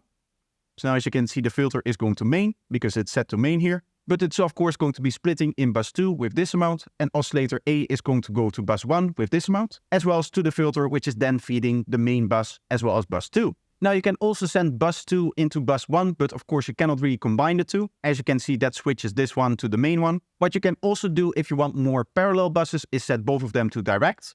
So we set this to direct and this to direct. By default, this is set to direct because of course after the main it is going to go directly to the output. And that means that we now have 3 parallel buses on which we can load effects so that we can have different parts of the synth being processed differently without one feeding into the next one, feeding into the next one. So say that oscillator A is responsible for like a top melody, oscillator B is responsible for like the chords, and oscillator C is responsible for a bass line. You can process each of them differently according to the needs of the sound. Now some other controls that you have over here is for the filters. You have control over the filter cutoff as well as the resonance by just basically moving this graph around. We have control for the panning. In this case, this is going to be just a simple oscillator panning, so it's going to pan the oscillator left and right. And the panning for the filter is going to be equivalent to this pan over here, which is going to affect the offset of the filter cutoff position between the left and the right channel. So you can hear one moving up and one moving down for one channel. And of course, if you move the panning in the other way, it's going to be the other one moving up and the other one moving down. We also have mix controls as well as level controls. We also have level controls for the oscillator, of course, but no mix. And then finally, we see this little icon over here, which is indicating where envelope 1 is being applied to the sound. Something that we're going to learn when we talk about the modulators is that envelope 1 is going to be responsible for the volume of the sound. And therefore, by default, it is already going to be assigned to the volume. And that is going to happen somewhere. It depends on where it is. So if I turn off the filter, you'll see it will happen on the oscillator. Or at least it should be happening on the oscillator now.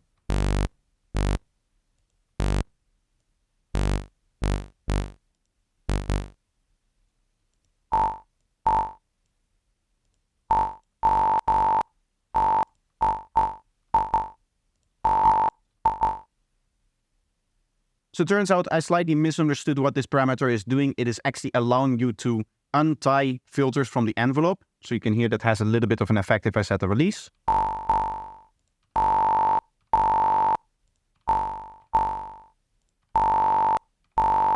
But by default, the oscillators are always tied to the envelope. So if we don't have this, it is always going to be this behavior.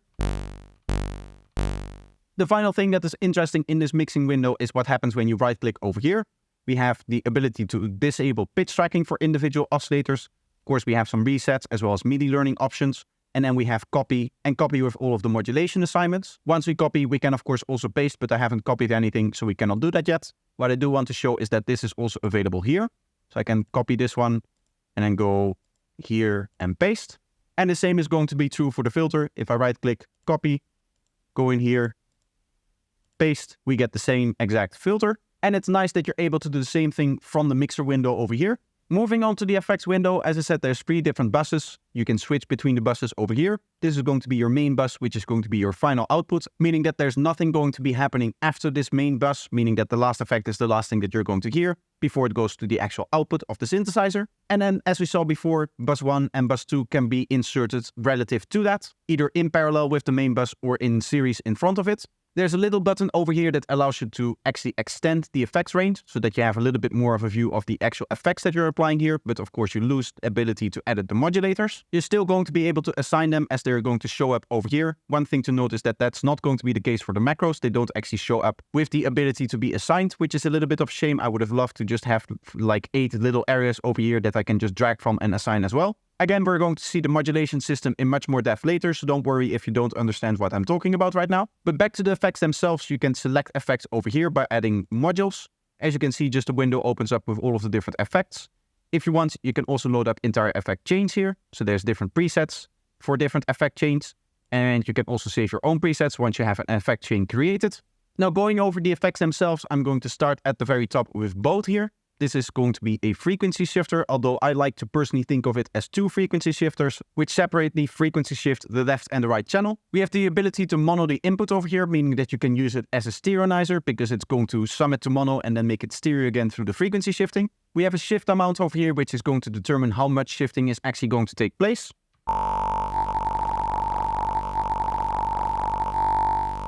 And as you can see, this is a bipolar control, so it works in opposite directions, meaning that it's going to, in one side, shift the left channel up and the right channel down, and the other side, it's going to shift the right channel up and the left channel down. The amount by which that happens is determined by the range here.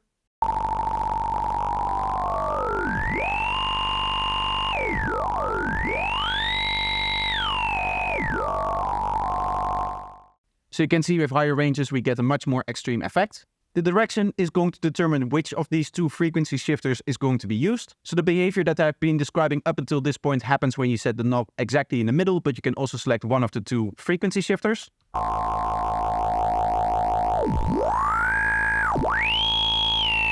And now you can hear it is functioning like a mono frequency shifter. Of course, you can go to the other shifter as well by going the other way.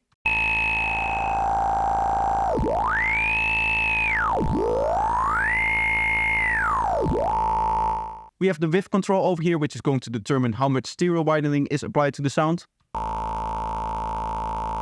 So if you want it to be fully mono, you can turn it down all the way to 0. Now this module also comes with a delay, which you can set up over here. Here you can set the time in delay. We also have a feedback for that delay. And you can set the timing in BPM as well. So now it's tied to a musical note. We have the balance over here, which is going to determine the delay offset between the 2 different phase shifters. So if you want that, you're going to have one frequency shifter going to the delay, and now the other, or in between. And you can also blur the sound by just like almost coarse type effect here with this blur parameter. So this can create some really crazy, almost reverb style tails as well.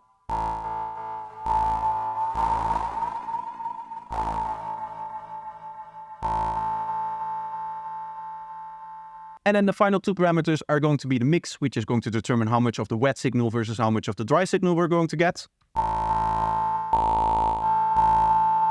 And then there's an overall general volume balance. This is going to apply both to the dry as well as to the wet channel.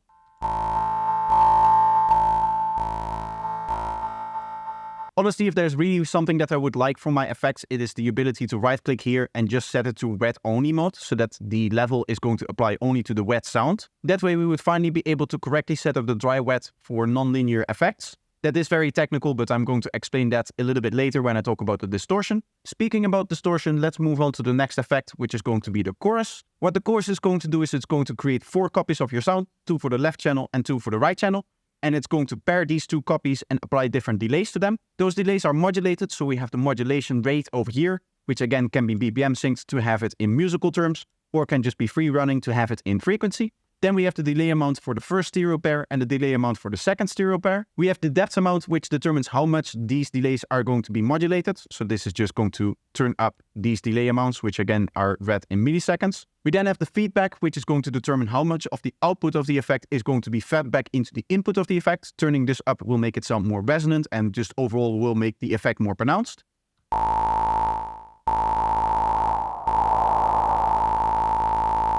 And then finally we have filtering, where we can switch between low pass filter and high pass filter.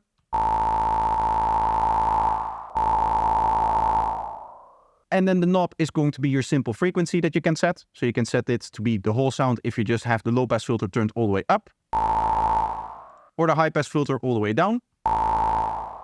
And generally speaking, what you're going to get from a chorus is a nice bit of stereo widening and just overall like smoothing and warming of the sound.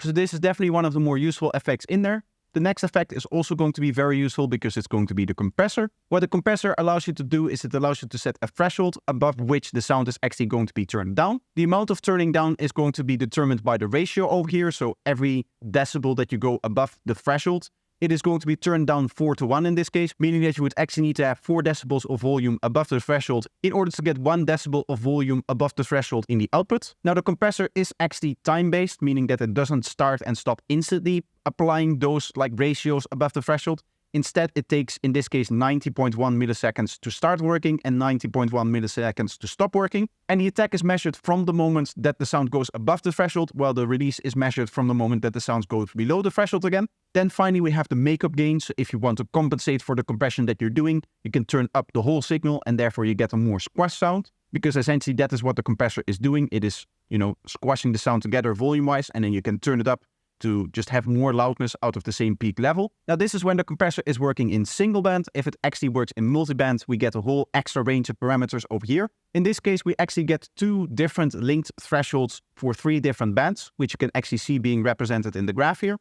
Currently, we see the high bands over here. So this is where above the threshold, downwards compression is going to be happening. We also have these lower bands where below the threshold, upwards compression is going to be happening, but that doesn't happen until we set the below parameter.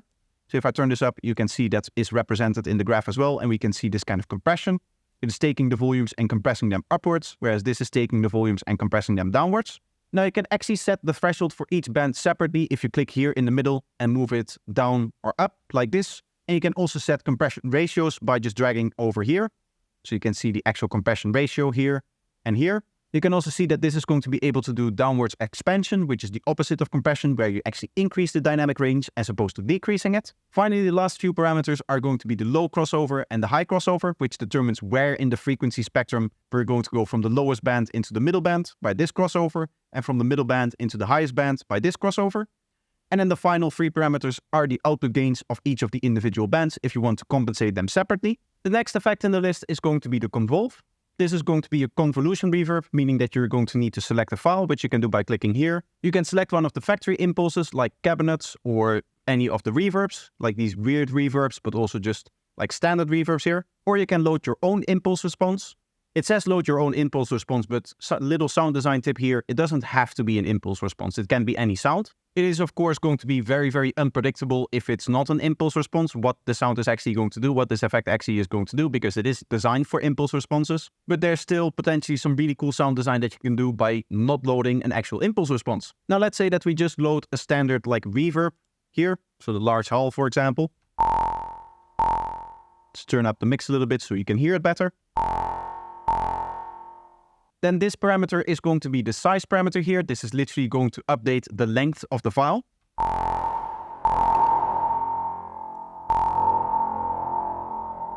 So here you can hear that it's actually like slowing down some of the dynamics in the file. You can hear individual peak 1 and individual peak 2 here. And if we set it really short, of course, all of that is going to be compressed to the very start. And we're going to get a really, really small, almost earthy reflection style reverb. We have the overall tonality of the file, so you can make it react more to high frequencies or low frequencies.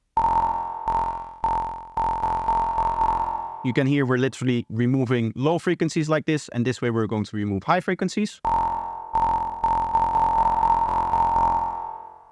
Another cool option is this minimal phase over here, which is going to create a minimal phase frequency representation of this curve. So it's going to take all of the frequency information in this impulse response and turn it into an instant impulse response like a cabinet simulator would do. So this is just going to apply the tonality of the sound.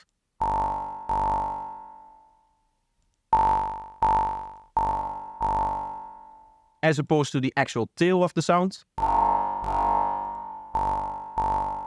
We have a pre-delay option, which is going to delay the wet signal so that you can have a transient go through cleanly first and then have all of the reverb if you want to.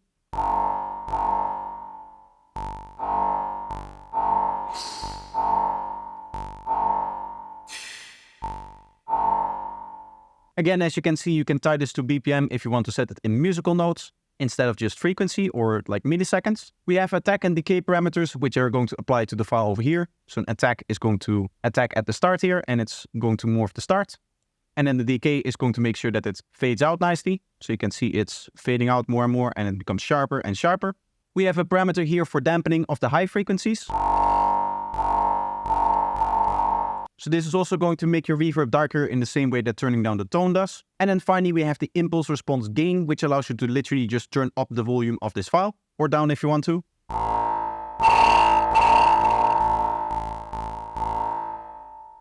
And really, when it comes to convolution, this is a massively powerful tool. So I don't think that I can really show you all of the things that it is capable of. Because of course, it is going to depend on the input file that you have. And you can literally have infinitely many different input files. All kinds of samples and stuff that you can throw in there to just see what is interesting and what sounds cool. So really, this is the kind of effect where you really just need to dive into it yourself and experiment with it to get an intuition of how it actually works. The next effect is a little bit of the opposite like that, as it's going to be a simple delay. We have access to 3 different delay modes. We have the normal mode, where we just have a left channel delay and a right channel delay. We have a ping pong mode, where we have, again, a left channel delay and a right channel delay, but they're going to be feeding into each other. So the left delay feeds into the right delay, and then the right delay feeds into the left delay, meaning that you get this alternating effect between the left and the right channel.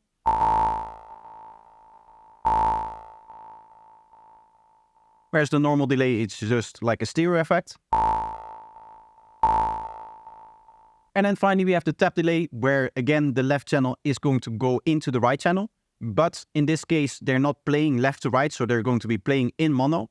And what is going to happen is that the left channel is not going to have any feedback, and the right channel does have feedback, meaning that you're able to set both like a starting delay for it, so how long until the first delay hit happens, and then how fast the actual tail is going to play. So if we set this, for example, very long and this very short, and turn up the feedback, which is just going to be the length of delay, because the more that the output feeds back into the input of the delay, the more that it's going to be repeating.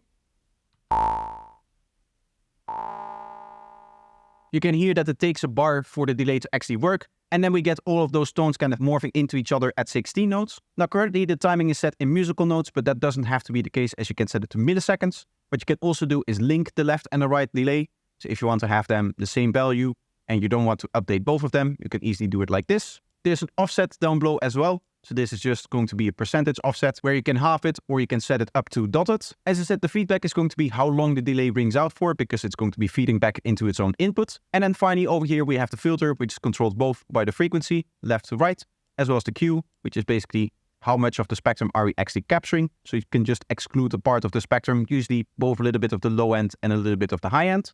So you can get a smoother way of mixing in your delays with your original sound. The next effect is going to be distortion. Now there's 18 different distortion algorithms. You can choose from the algorithm over here, and sometimes there will be an extra button that appears over here that allows you to edit some of the algorithms. Now I'll quickly go through some of the other parameters first, and then I'm going to explain every single distortion type and how it works. That is because I quickly need to explain graphs and stuff like that in order to actually make it understandable what distortion is doing. So we have a filter over here which can be inserted either before the distortion or after the distortion. By default it is off.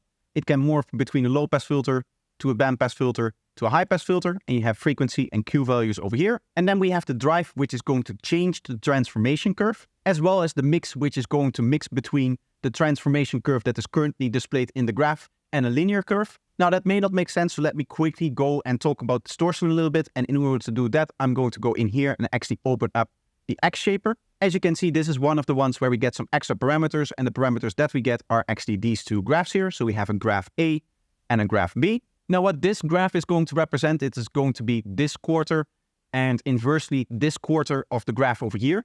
And what I'm able to do is for any input volume of this graph, I'm able to remap it to any other output volume. And this is going to be an instantaneous process which is going to act on all of the individual samples. If you're familiar with music production terminology, you may have heard of the term waveshaper. This is exactly what a waveshaper would do, in the sense that you're able to set up this transformation shape. So for example, I can double click here, I can double click here, and you can see it happening in the graph as well. Right now we're editing the A graph, so we want to set the drive all the way down to get the exact representation that we see over here, also happening up here. And we can see this little peak here being this little thing. So if I move that around, if I jiggle that a little bit, we see that. And then we see this bigger block here, which is going to be this block. So again, if I move that around, you can see that represented like this.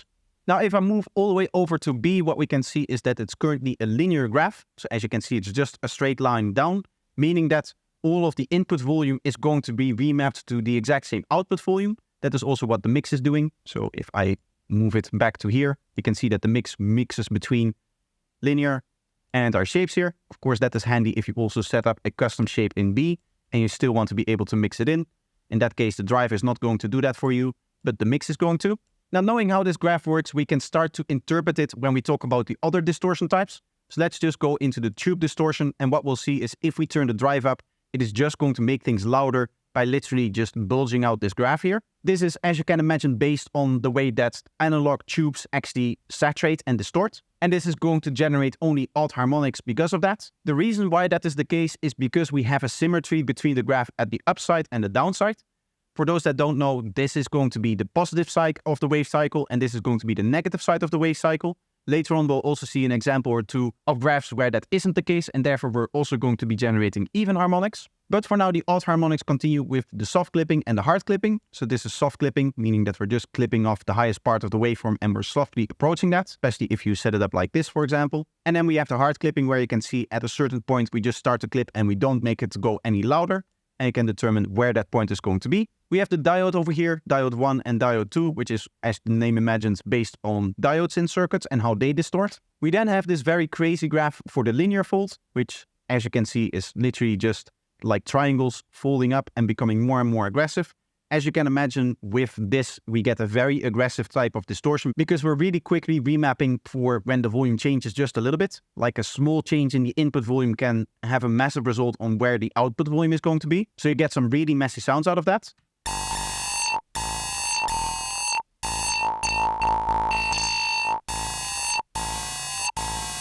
Same is going to be true for the sine fold, but this is going to have a little bit of a smoothing effect. As you can see, these like triangles are smoothed off a little bit and you get more of a sine shape to it. Still a very aggressive distortion sound though. The next one is going to be a zero square distortion. This is also going to be a very aggressive distortion because it's going to act on the quietest part of the sound. You can see that over here because here in the middle is going to be silence. Again, input volume is a horizontal axis, meaning that this is going to be positive input volume and this is going to be negative input volume. And what you essentially see is that the lowest volumes are going to be remapped up to higher volumes starting over here. And therefore, it is literally going to take the quietest parts of the sound and turn that up, resulting in a very, very aggressive sound.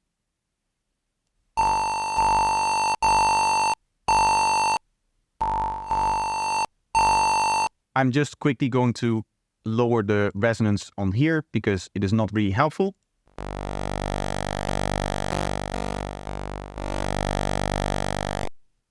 You can hear what kind of strong distortion we get from it, and you can also hear some artifacts when we're actually fading out. Our next distortion type is actually a digital distortion, which is going to be downsampling.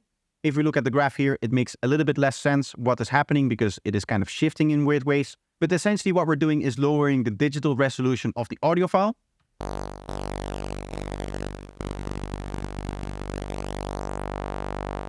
The next distortion type is going to be our first asymmetrical distortion. So here you can see that the curve is different from the top part than the bottom part. What this means is that we're also going to be generating even harmonics, meaning that you're going to get a much warmer sound of this kind of distortion.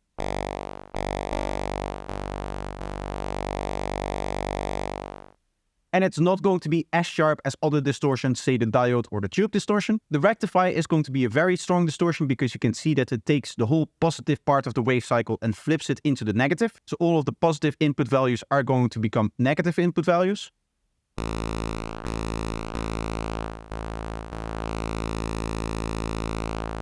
And this is going to mean that this type of distortion can result in a little bit of DC offset. So if that is the case, then just set this to post, high pass filter, something like this. And you're no longer going to have the DC offset because that lives at the very left of the frequency spectrum. From a very technical standpoint, DC offset is actually a frequency of 0 Hertz because it's going to be a flat line of volume, not at silence, right? I feel like maybe we're diving a little bit too much into the technical, but if there's something that you want to research, I would like to give you like tangents and stuff that you can research from. So if you don't know what DC offset is, maybe have a little bit of a Googling session and try to find out, because it is very, very important in sound design, because it can generate this really low rumble that can be really annoying to deal with if you're not removing it with, for example, a high pass or a DC blocker. The next distortion type is the one that we've already seen, which is the X-shaper, but we also have the X-shaper asymmetrical. In this case, what is going to happen is that we're going to have access to the whole graph. So we can see that our shape is now represented 1-to-1 on the graph. That means that from this point on, the input and output volume are measured from here. So here we have 0 dB going into the positive volume. Here we go into the negative volume. And then we're able to remap both the positive side to positive volumes, to different positive volumes, as well as to negative volumes. Or we have the negative side and remap that to positive volumes, and again to negative volumes as well. And again, you're going to have two different shapes that you can morph between, and you can edit the different shapes over here and over here. The next distortion type is the sine shaper, which is this really cool kind of double sine wave like graph to it. So if we turn this up, you can see what kind of almost double sine wave it gives. We have these really fast sine waves going on over here, and then we have this almost like slower sine wave going through it in an interesting way.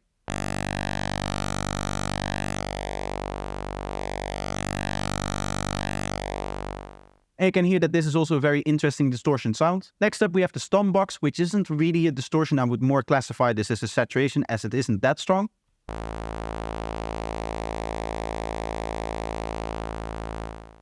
And the same is going to be true with the tape saturator, which is going to have a slightly different graph, but is again going to be more of a saturator than a distortion. For those that don't know, saturation is just distortion, but less of it, technically.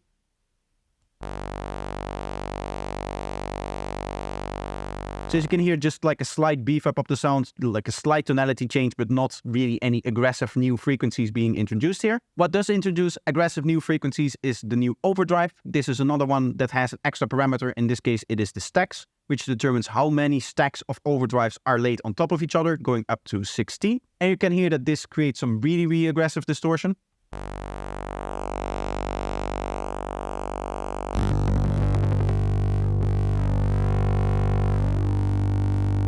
Can dial on some really cool different tonalities here. You can hear what kind of cool interactions this is getting with the release tail as well.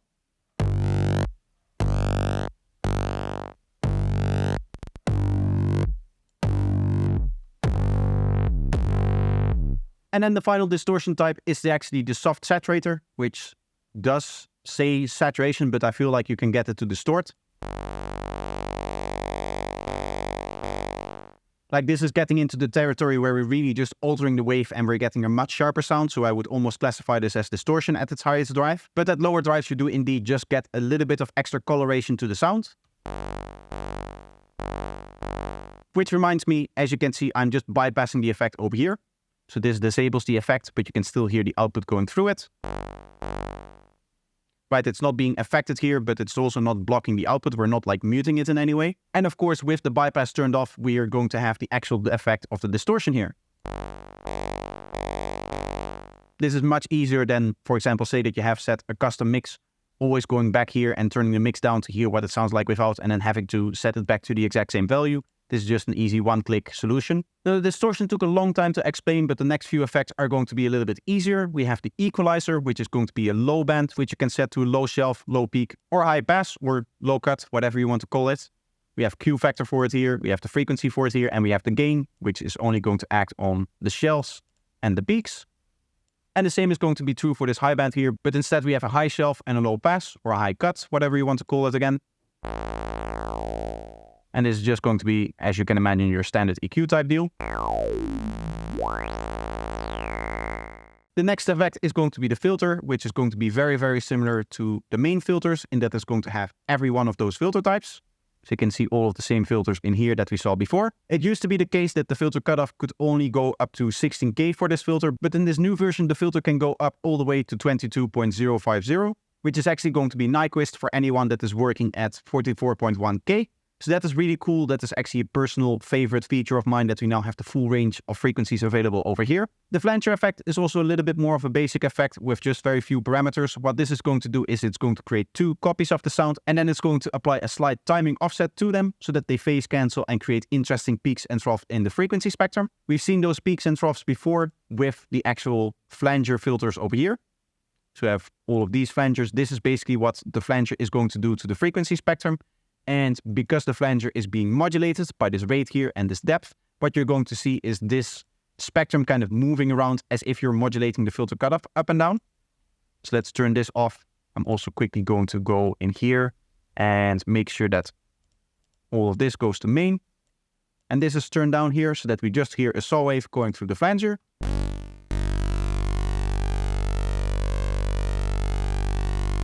And you can hear that kind of moving, almost windy effect here. Of course, if you want a stronger effect, you can turn up the feedback. Again, this whole process is based on an internal delay, and therefore you can loop the outputs back into the inputs to get a stronger response. You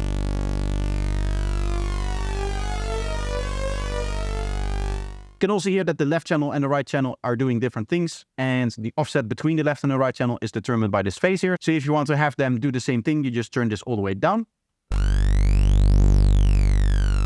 And now you have a mono flanger. Of course, also if you turn it all the way up, because 360 degrees and 0 degrees is the same thing, but you can go anywhere in between to get a nice offset.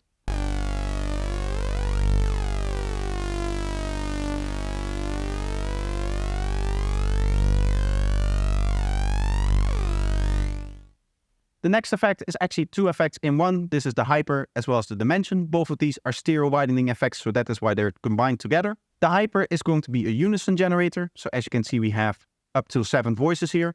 And then we can set a rate at which the pitch differences between them are modulated, as well as the overall detuning amount. So the maximum amount of detuning being done by this modulation. You can imagine that being equivalent to the detuning over here.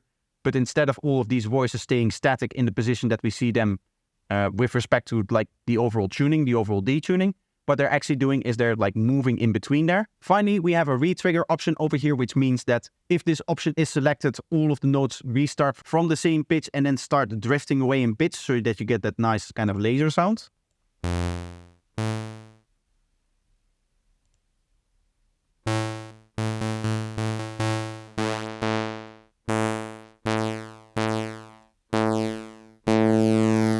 So here you have that nice like laser zap, but if you don't want that, you just turn retrigger off and you always get like a unison.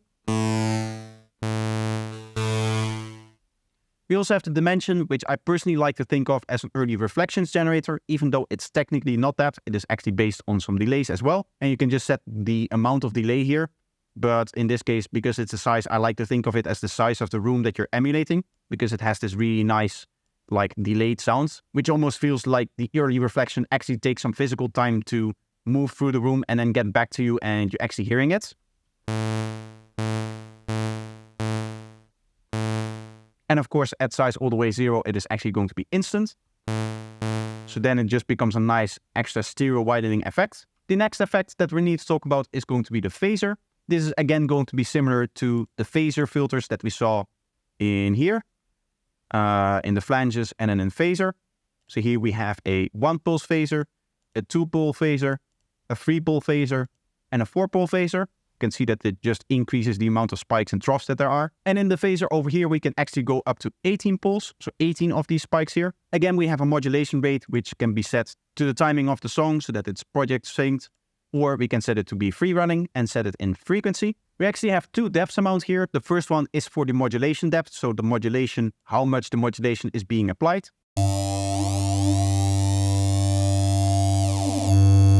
So here you can see that we just have a static phaser. And now it starts to move. And then the second depth here is going to set the distance between the poles. So this is just giving you a slightly different tonality to the sound. We have the frequency, which is going to be the center frequency around which this phaser is modulating. So again, we have a phaser here. Imagine a center frequency and then it kind of like modulating around it, depending of course on the depth. And here you set the center frequency of where that modulation is happening. We again, because this is based on internal delays, have a feedback parameter, which is just going to make the effect stronger.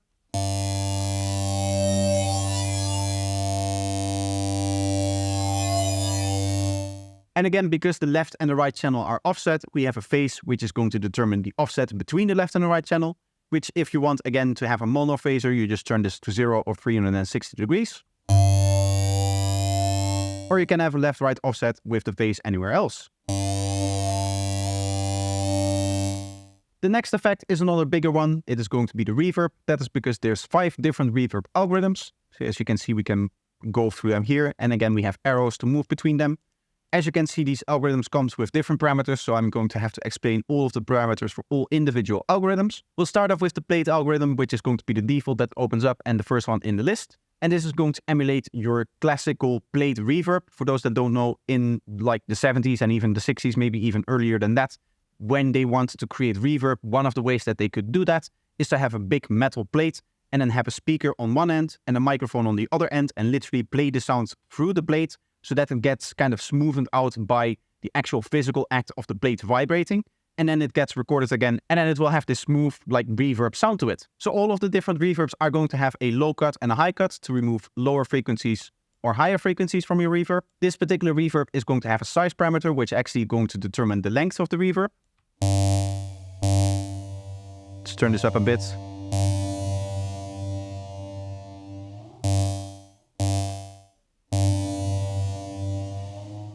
We have a pre-delay, which is going to delay the wet signal so that, again, you're going to be able to have, say, like a transient coming through first and only then having the reverb come in.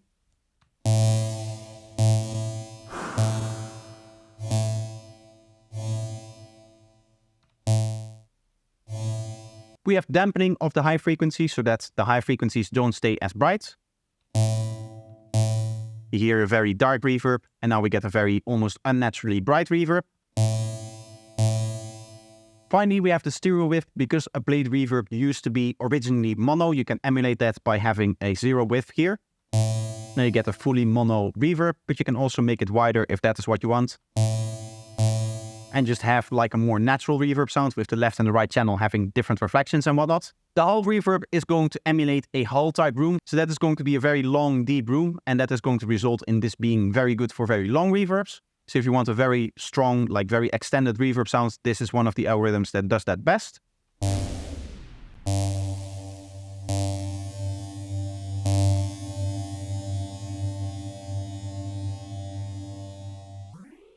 As you can hear, you can get some massive reverb tails out of that, so definitely be careful with muddiness in the mix and that kind of stuff with this reverb. In this case, the size doesn't determine the length of the reverb, but instead it determines the size of the hall that we're emulating. So that is going to have some effect on the actual size of the reverb, but also on other parts of the reverb, like the tonality of the reverb. We again have a pre-delay, and then we have a decay, which is also responsible for the length of the reverb. You can actually set it in seconds, but it's also going to use the size parameter together with this decay to actually calculate the final length that you're going for. Finally, we have the spin over here, which is going to change the delays that internally are used for this reverb and actually modulate all of those delays. So you can set the modulation depth and the modulation rate for that over here. If you don't want any of the modulation, you're going to get a more flatter sound.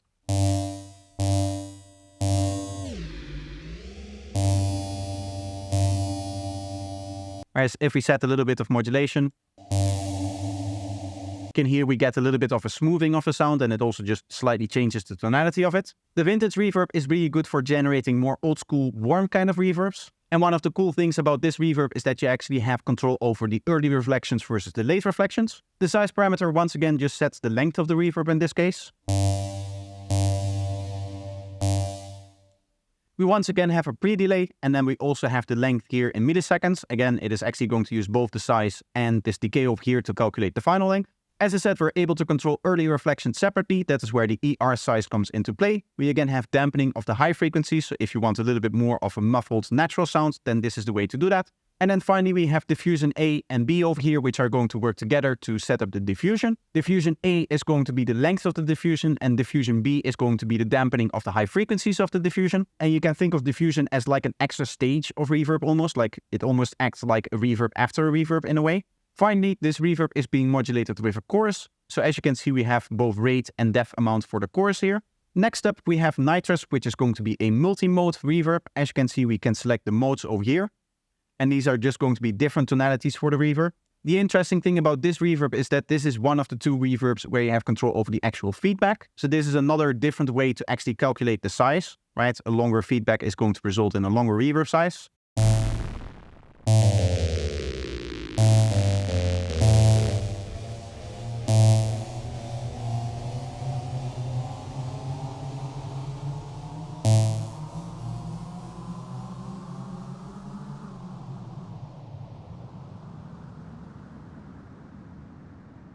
As you can hear, interesting things are happening with this reverb. We again have a pre-delay as well as a diffusion stage over here, and the modulation on this reverb is again being done by a chorus. And then, of course, the main gist of this is that you're going to have different modes, which are going to have different sounds and different tonalities.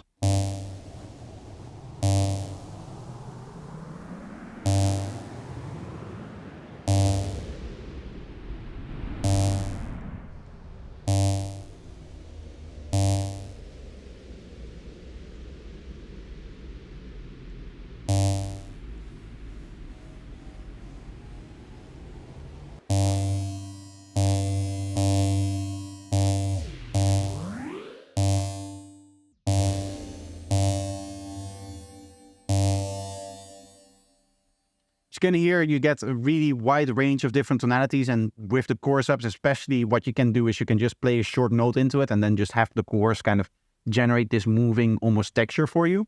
The final reverb is basin. Now I would almost qualify this as not really reverb because it sounds really strange to me. As you can hear, it's fully mono, and it's not really like smoothing the sound in the natural reverb way, it's just almost delaying the sound.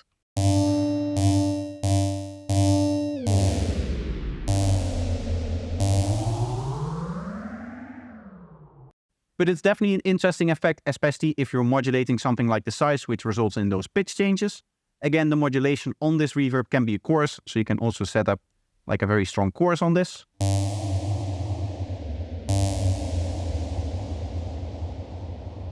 Which is also going to sound very, very similar to just a modulation on the size, by the way. The only thing that I would find cool with this particular reverb is if there was like a width parameter as well. I don't really like the mono sound or the sound of mono reverb. It just sounds unnatural to me. But given that this doesn't really sound like an actual reverb to me, I think it is still going to have some creative uses. The next three effects are going to not really do anything on their own. Like technically they are, but from a practical stance, you're not going to just have a splitter in here without anything in that. And that's because this is actually an FX host. So as you can see, we have a low channel here and a high channel here, and you can frequency split between the two different channels, and you can affect the low channel here. So this is going to affect just the frequencies below this frequency. And then here the highs, we can say convolve it or add a distortion to it. And then this is just going to happen on frequencies above this frequency here. The other splitter allows you to set up 3 different frequency splits. So this is useful if you want to have lows, mids, and highs being processed differently. The reason why I say that is because you could say like, oh, if I wanted to split more, I could just add another split. But you can actually only have 1 split per chain. So 1 split here, 1 split here, and 1 split here. Which means that 3 bands is the maximum amount that you can split any signal into. Which means that you can have a mono component and the side component, and you can process those separately. And then the final effect that we're going to see is this utility over here. This is useful for just having a low pass filter, a high pass filter. We can mono the lower frequencies here. We have an overall width control, a panning control. And then on the left here, something that I forgot is polarity inversion. So this literally is just going to take the waveform of, for example, the left channel and like flip it upside down. So a left flip here and then a right flip. So those are all of the effect types. Now, one of the things that you may have noticed is that we don't have a list of predefined effects over here anymore like we had in Serum 1. And that's because you can have as many as you want. So I can have just one after the other, after the other, after the other, and just play with it and just do as much as my CPU can handle. So Serum is now much more capable of processing your sound fully. And that is going to be really cool for preset makers and preset users alike, because that is going to mean that we're going to be able to make much more like versatile and mix-ready presets. So now let's have a look into the modulation system. I'm quickly going to open it up over here. And just so that we have some parameters, I'm going to open up a utility here. So modulations are things that you apply to parameters, and they're usually described as allowing you to change the sound over time. But honestly, with the amount of different modulation sources that do different things, that is not really a full accurate description. So I would say a better description is any change in properties of the sound is done through modulation. And what that is going to mean is that you need to link your modulation sources with the parameters that you want to be modulating, which you want to be changing. And just some of the modulation sources are available over here. These are the main ones that you're going to be using. We start off with the macros, which allow you to link multiple parameters to a single parameter. So as you can see, I've just assigned it by dragging it, and then I can edit over here the amount of modulation that I want. So again, we drag it over to our parameter. Now we have it set to 2 parameters. By default, it loads up with the maximum modulation, but you can of course change that. And now what is going to happen if I turn up this macro is that both of those parameters are going to be changing with the same strength.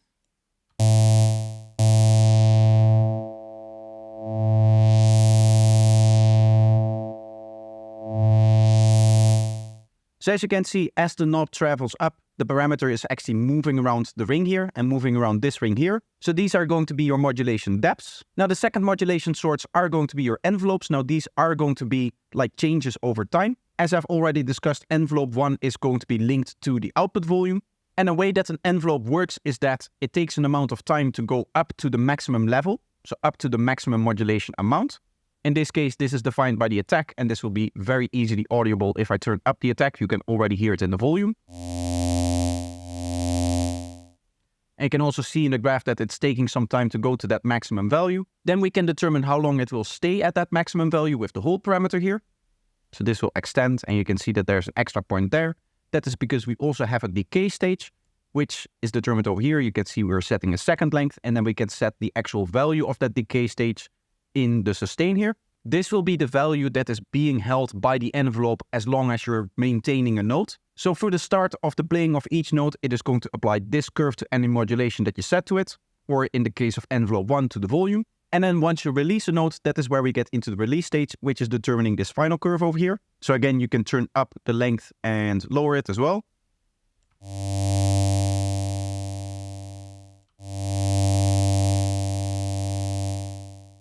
And what you could also see is if I release it prematurely, it is still going to use the same length, but it's going to start at whatever height it is and then go down to 0 modulation mount exactly within this time over here. Now you can also just drag points around like this and also change the curvature or the path that is being taken by any of these stages. On the right here, we have zooming, so we're able to zoom in and out like this, or we can lock it. So it's always going to show the entire shape, meaning that if you change this, it actually makes updates like this. And like this. If you want to have these timings in actual notes, you can do that over here. So now as you can see, it switches to notes. Sometimes it shifts around a little bit, and then it also updates the milliseconds. So now if I, for example, wanted to have a curve like this, where I set this to an 8th note, this one to an 8th note, let's set this to an 8th note as well, and let's set this to an 8th note so that it takes a half note for this entire envelope to play like this. Now, if we go into the milliseconds, we can see that they're all actually updated to the same value, which is actually going to be exactly 1/8 notes in milliseconds for this particular project BPM. Now, there's a few more right-click options. We have the grid. We can set that to either time or beats. So now it's time in milliseconds, or we can set that to beats. And because, of course, we have set this up with 1/8 notes, we're going to get exact beats here, which means that all of our points are going to be lining up with lines. The second option has to do with the legato behavior. And that is behavior describing how 2 notes interact when they're playing together. So normally you can hear that each note has its own envelope. But if I play a second note while the first hold is being held with this option enabled, you'll hear that it will actually take the envelope of the first note and just continue from where that is. So if the first note is already in the sustain, the second note will actually start from this sustain point over here.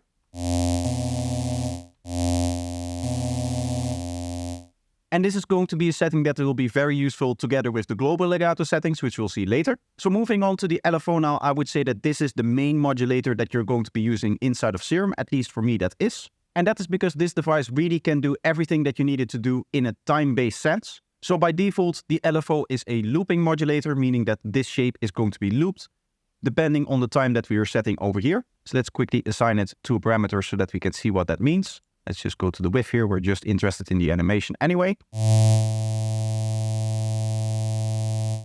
We can see that it loops through the entire thing and uses that as its modulation output, basically the height of the graph here. Now this curve is fully editable. There are several different ways that you can edit. By just double clicking, you can add different points and you can move them around. You can also again set up the curvature to make different paths here. You can see that there is a little grid being displayed. So if you hold shift, you're going to be able to make steps in that grid size. Also, if you want to ever sync to the grid, you can just hold Alt. So now holding Alt, you can see that all of the points are synced to the grid if I move them around. And the same will be true if I hold both Alt and Shift. Then I'm able to make the steps so that they're synced to the grid. Now, if you're not a fan of holding Shift, you can also just select the same tool over here. And then again, you're able to make these kind of steps. But you're also able to make these kind of shapes where you're able to make triangles up or ramps up and ramps down. And the grid itself can be controlled over here where we can both set the vertical grid as well as the horizontal grid. There's some more editing modes as well. If we're back in here, what we can do is we can select multiple points by just dragging around them and then moving them together. This is going to maintain the relative space between the points, but if you don't want to do that, if you want to actually stretch up the relative space, you can do that as well. You just hold Control and then drag on any of these points. As you can see, rainbow colors will appear on the other points, and that is how you're selecting them.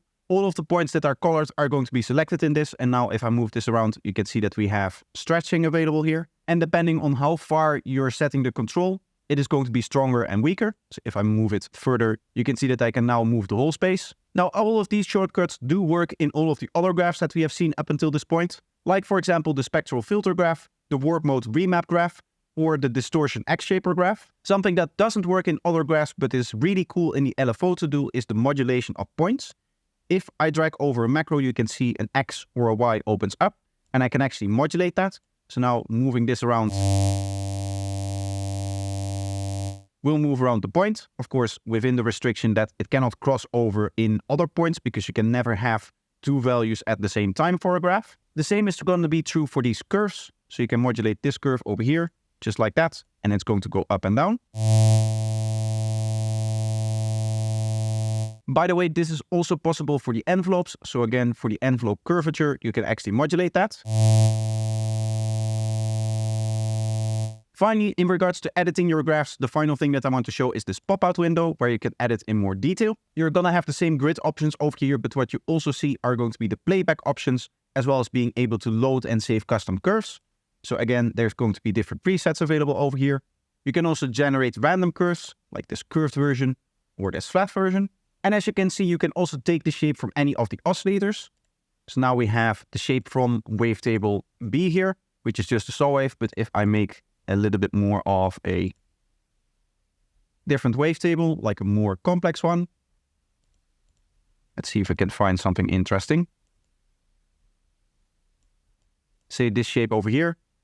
If I now go over here, oscillator B, we actually get that shape in the LFO. So as you can see, these playback options and saving options are also present below over here. When it comes to the playback, you have forward, reverse playback, so it's going to go in reverse like this.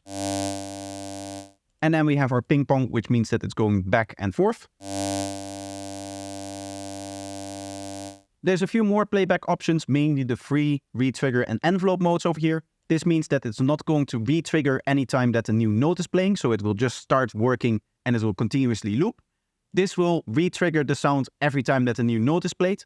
And so will envelope mode, but envelope mode allows you to just play through the shape once, meaning that this can act as an envelope as well, like this, but with a more custom shape. Right now it's set to ping pong, but if you just set it to forwards, it will only go forwards once. And of course reverse, it will only go reverse once.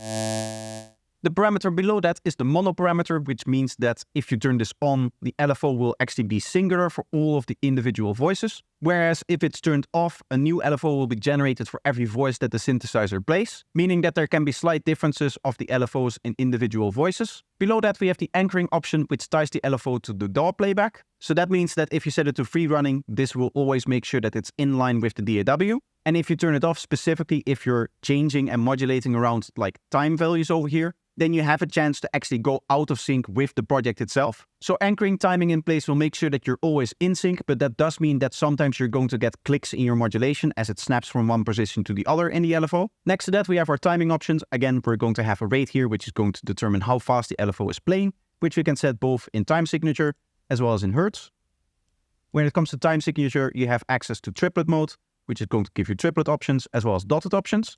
We have this rise option over here, which is going to determine how long it's going to take for this LFO to get to a full strength of modulation. So that means that for every time the node re-triggers, it is going to slowly rise up over the duration that we set over here. And then if we want to properly actually delay the starting of the LFO, we can do that here. So this will literally delay the LFO from starting after the node trigger by whatever amount that you set here. Now we do have some really jagged edges, which can sometimes be a problem. So there's also LFO smoothing. This is going to smooth out any of the modulation, and you can see that in the graph as well, what the resulting modulation will actually look like. Finally, we have the phase of the LFO, which is going to determine the starting position. So if I set the phase to, say, over here, and if we set it in free mode, you will see it starting from there. Let's set it to re-trigger. And now you can see it starting every time from the same position. Now this is just going to be the most basic of LFOs. This is just going to give you an individual modulation value that you can assign anywhere. But let's say that you want to have 2 modulation values for every LFO. That is where the path LFO comes in. As you can see, I'm setting different modes here. I did not want to overwhelm you directly with all of the different modes, so I'm introducing them now. I was hoping to create the effect of you thinking, okay, we're done with the LFO, we're moving on now, but no, there's 4 more different modes. It's always more complex than you think it is with this synth. So the way that the path graph works is that you again can create points. So I'm creating 1, 2, 3, 4. As you can see, I'm creating this closed graph, and we can just set up points like this, curve between them. Some curves are going to be very strong depending on how far away they are from each other. You can also see that they're of course restricted. So if you go here and I set this curvature all the way there, it's just going to result in a flat line. And that's because we can now use X and Y values. So the X value and the Y value to modulate different parameters. And what is going to happen is that there's going to be a point that is going to be moving around this line and moving in circles. So let's set this a little bit slower so that you can see.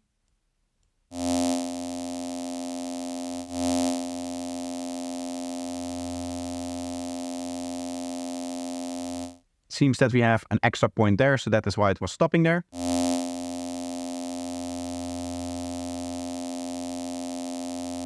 What seems to be interesting is that if you have more points here, it is going to spend more time here.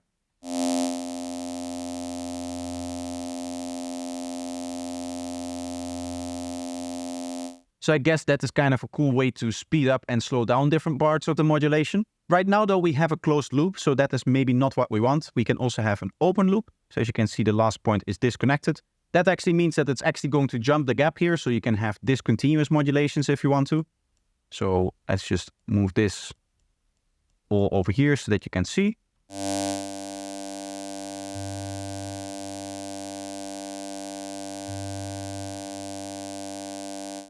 It just jumps over, and if you actually wanted to have it kind of go back and forth, you can do that by just setting this to ping pong again.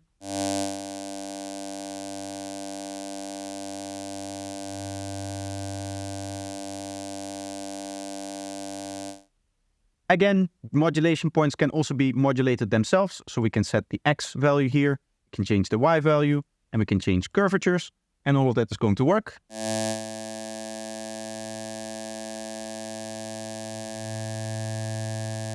So one thing that will be really interesting is using one path as your main modulation source and then going in with other LFOs and setting up different custom shapes or stuff like that, and then modulating a whole bunch of different points. That way your main modulation is going to be this kind of constantly changing and morphing entity as opposed to just like a standard default shape. And that is literally just going to get you one extra layer of modulation and therefore an extra layer of complexity. The next 3 types are going to be random generators. So we have a Lorentz attractor here. This is going to generate chaos in 2 dimensions, as you can see still an X and a Y. And what you'll see is that it's just going to be following these paths that are displayed here.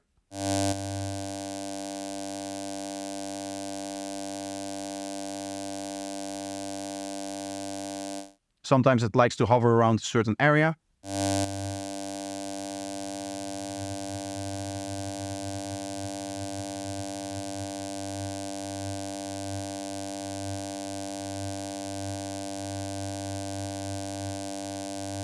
but it's basically just generating these semi-random paths around these predictable shapes here.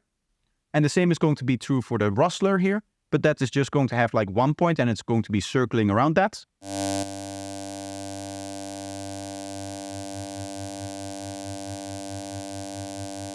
The final type is going to be a one-dimensional randomizer again. As you can see, no X and Y here, and this is going to be our sample and hold. So this is going to generate like infinite step sequences.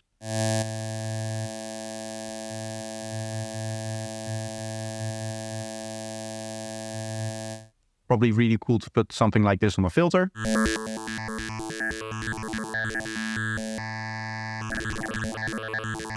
Now, as you can see, the LFOs have gotten a massive upgrade from version 1. They're actually replacing the Chaos oscillators that were in the global tab. So Chaos Oscillator 1 is going to be this Lorette here, and Chaos Oscillator 2 is going to be this Rustler here. And of course, you can have as many of those as you want, of each of them. So let's say that you want 2 of the first one. You can set 2 Lorettes here and 1 Rustler.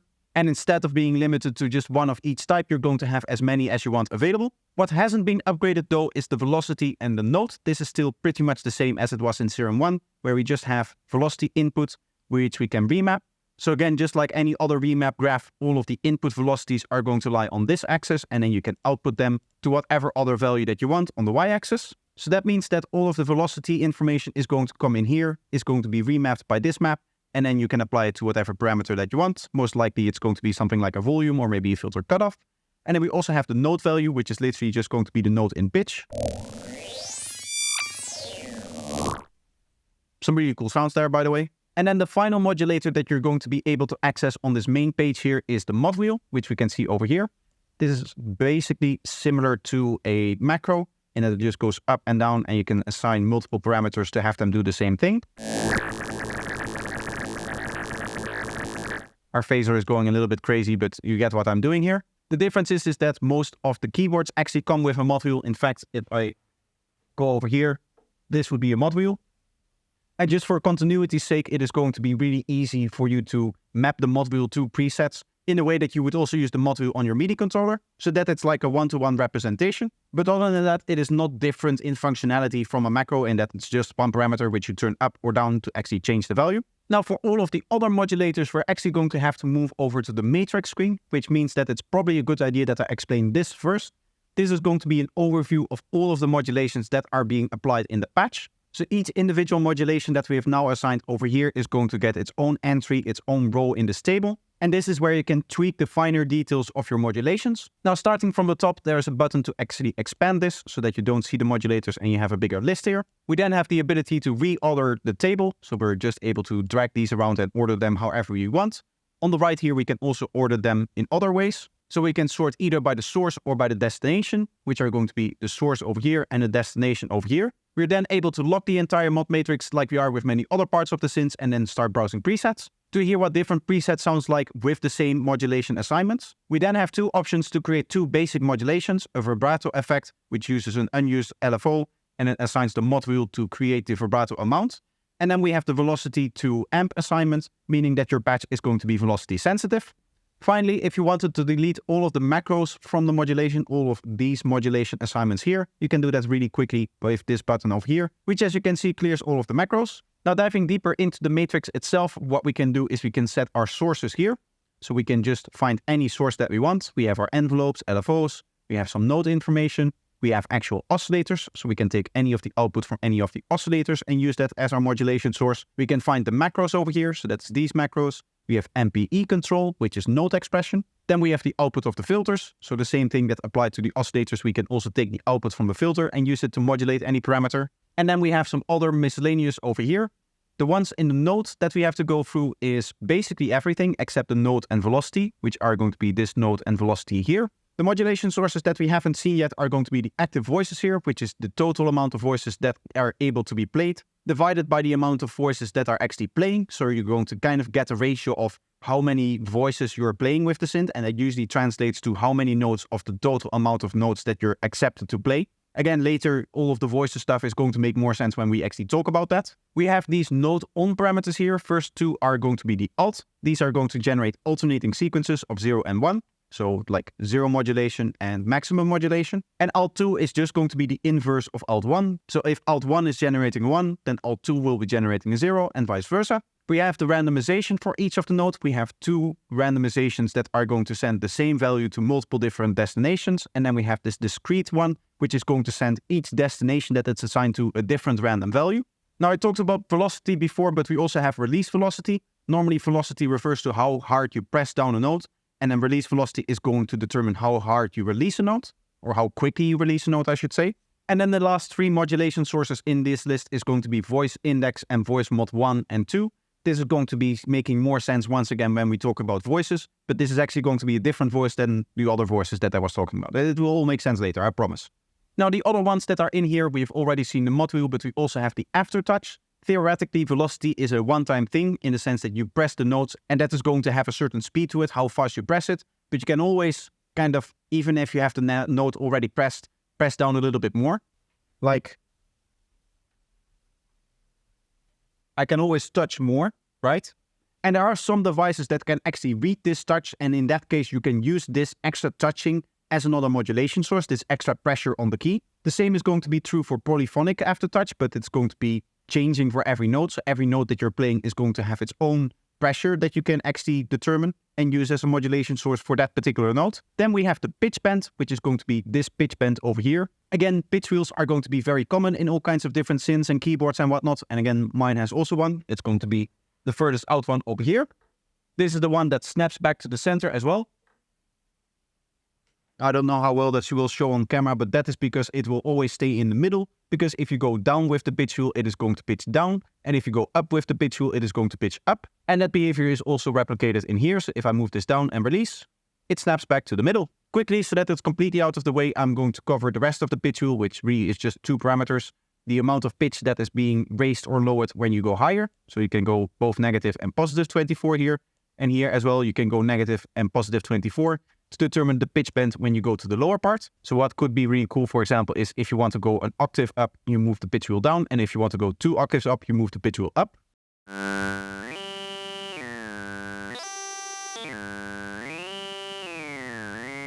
And the cool thing about the pitch wheel is, as you can hear, it's going to be completely smooth. So you can do really cool smooth pitch bends. Now the final modulation source that we have to look at is this fixed one over here. This is just going to output a fixed value, whatever the maximum value of this modulation assignment that you have is. So as you can see, this is where you set the modulation amount. This is going to be equivalent to going into any modulation, say this level over here, and actually dragging on this parameter handle. So this will actually update in here as well if we find that exact modulation, which I believe is this one.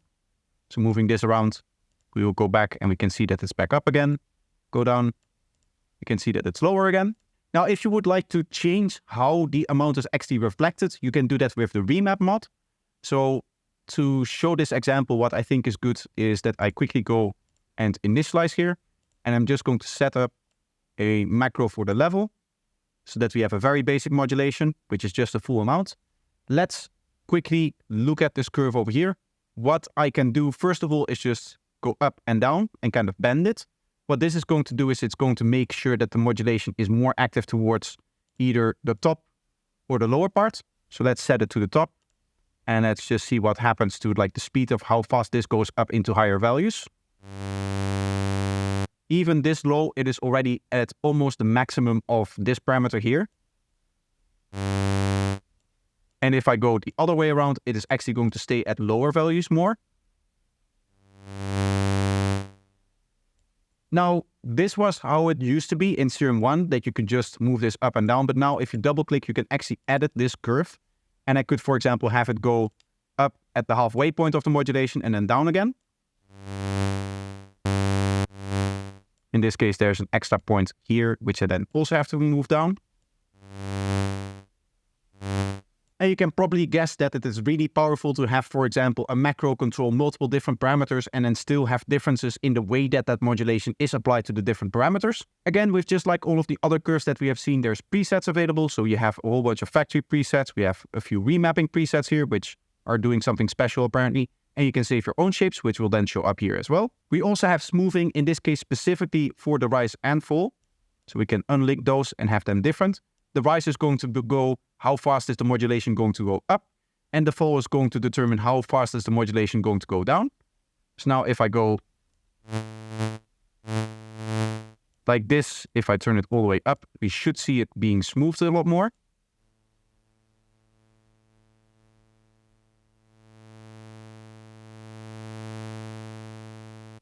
And we can see that it's taking a while for it to go from the actual position that I set because of the amount of fall that I've set. And of course also the rise. So it's like literally just smoothing and making the whole thing work slower. And maybe to quickly show you how powerful the modulation system is within Serum in terms of just the amount of parameters that you can change about the sound. Even the rise and fall of these modulation curves are in and of themselves parameters that you can modulate. So now we can see that macro 5 is actually assigned to modulation 1 smoothen up, which is this parameter over here. This actually smoothens the modulation going up, as I said. So that means that almost all of the parameters that you're going to see are going to be able to be modulated by Serum. One thing that you cannot modulate though is this amount itself here. If I take a macro and I drag it on there, you can see that that isn't really working.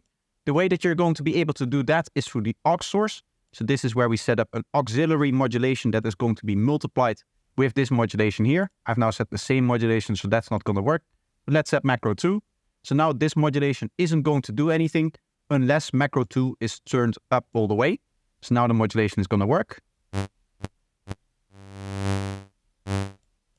With it down, it does nothing.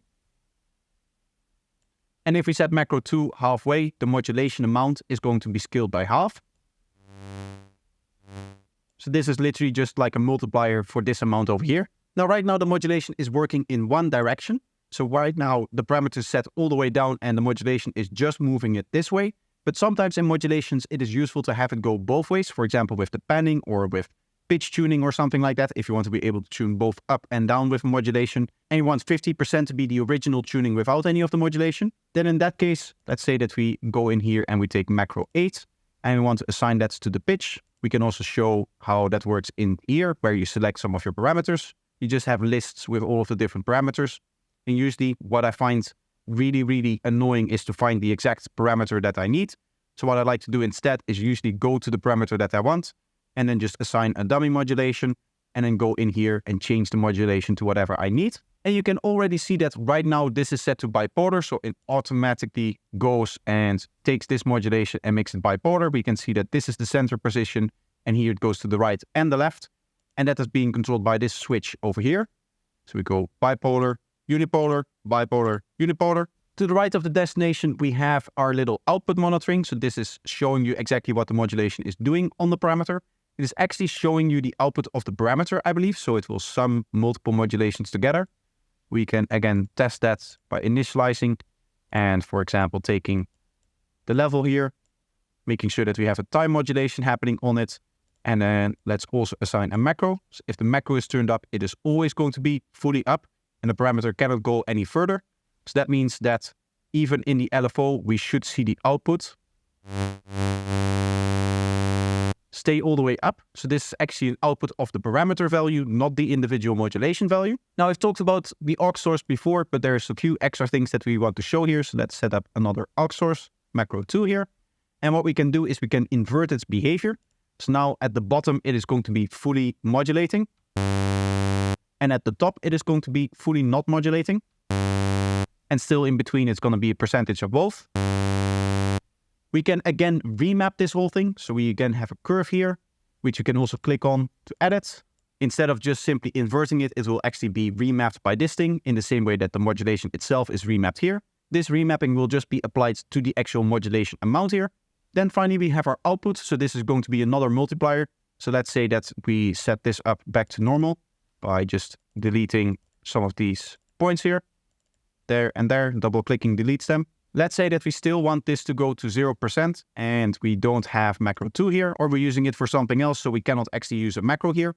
What we can do if we want this to be outputted at 50% is just set its output to 50. And it's still just going to go halfway. Finally, the final knob here is the temporary bypass. So you can just bypass any modulation that you have so that it's not going to apply without actually deleting it. Or you can just fully delete it by clicking over here. Now, one of the interesting things about Serum is that it's one of the first synths that I know of that has true audio rate modulation from the actual oscillators. So we have seen that we can use the oscillators as well as like filter signals and that stuff two modulate parameters, but that is actually happening at audio rate. So whatever you expect to happen is actually going to happen within the synth. When you do audio rate modulation, a lot of other synths kind of go around it and kind of simulate it and don't really do it, because it is just really hard to implement audio rate modulation. But Serum has been able to do that, and that is really, really powerful, especially if you think about how many different parameters you're actually able to modulate. And as I said before, it is basically just everything that you see on the screen is modulatable. Like there's very few parameters that you cannot just modulate in these main screens, in like the mixer, in the effects, all of the different, effects parameters and whatnot. There's going to be very little that you cannot modulate. The final tab that we haven't seen yet is the globals tab. There's some interesting thing going on, but over here you're going to have your main settings. These are usually not stored with the preset, so these are going to be your own personal settings. And this is just going to determine how the plugin actually behaves and whatnot. It includes things like, okay, how it's going to work if you double click on a parameter. Is that going to allow you to type a value or reset the parameter? You have the tooltips, you have parameter value tooltips and that kind of stuff. Mouse wheel control if you want that. You're going to find some MPE settings over here and then some other settings as well. Right next to that, we have the voice control area. This is where you can randomize some parameters between note presses. And this is where what we saw before in the modulation matrix, this voice index and voice mod 1 and 2 is going to come in. We can see mod 1 and 2 over here. So you can literally just set up some values over time, and it's going to use that as a modulation. So now if I go into the matrix, set up note, voice mod 1 here, and I set that to the level of oscillator A. If we go through this, we can see that every note that I press, we're going to get a different value.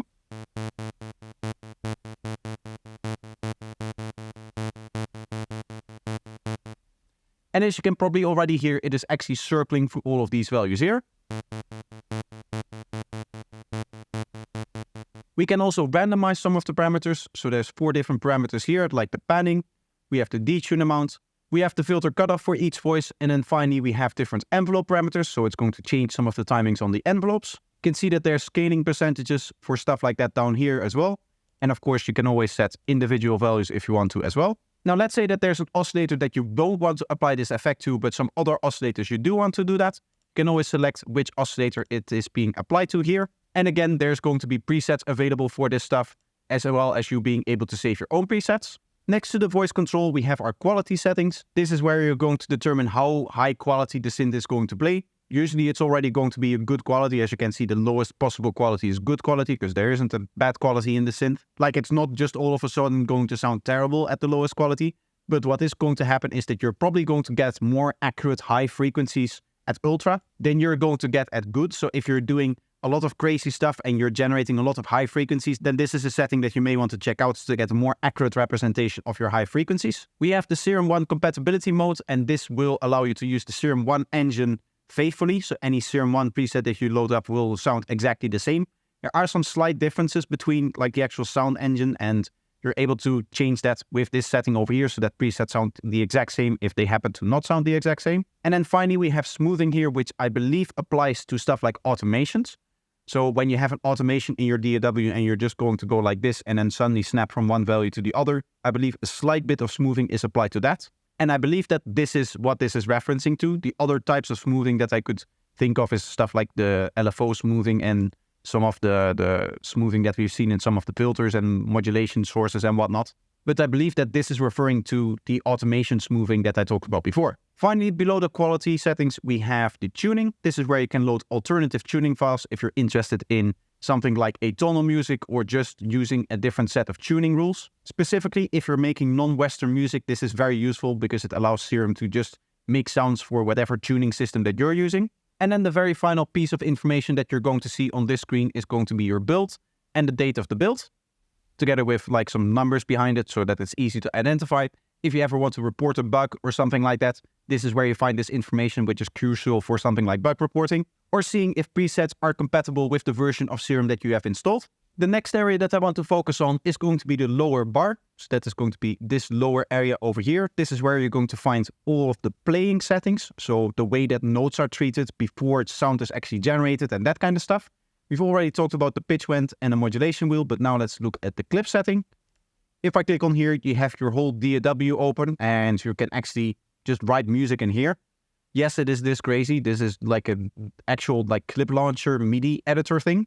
So by default, this is disabled, but if you enable it over here, what is going to happen is it's going to take 12 notes and it allows you to play 12 different clips. You can select which of the octaves it is going to use over here. So by default, it's going to be the -2 octave, which is going to be the very lowest octave that your DAW is going to support, so that it doesn't get in the way of you actually like writing melodies and whatnot.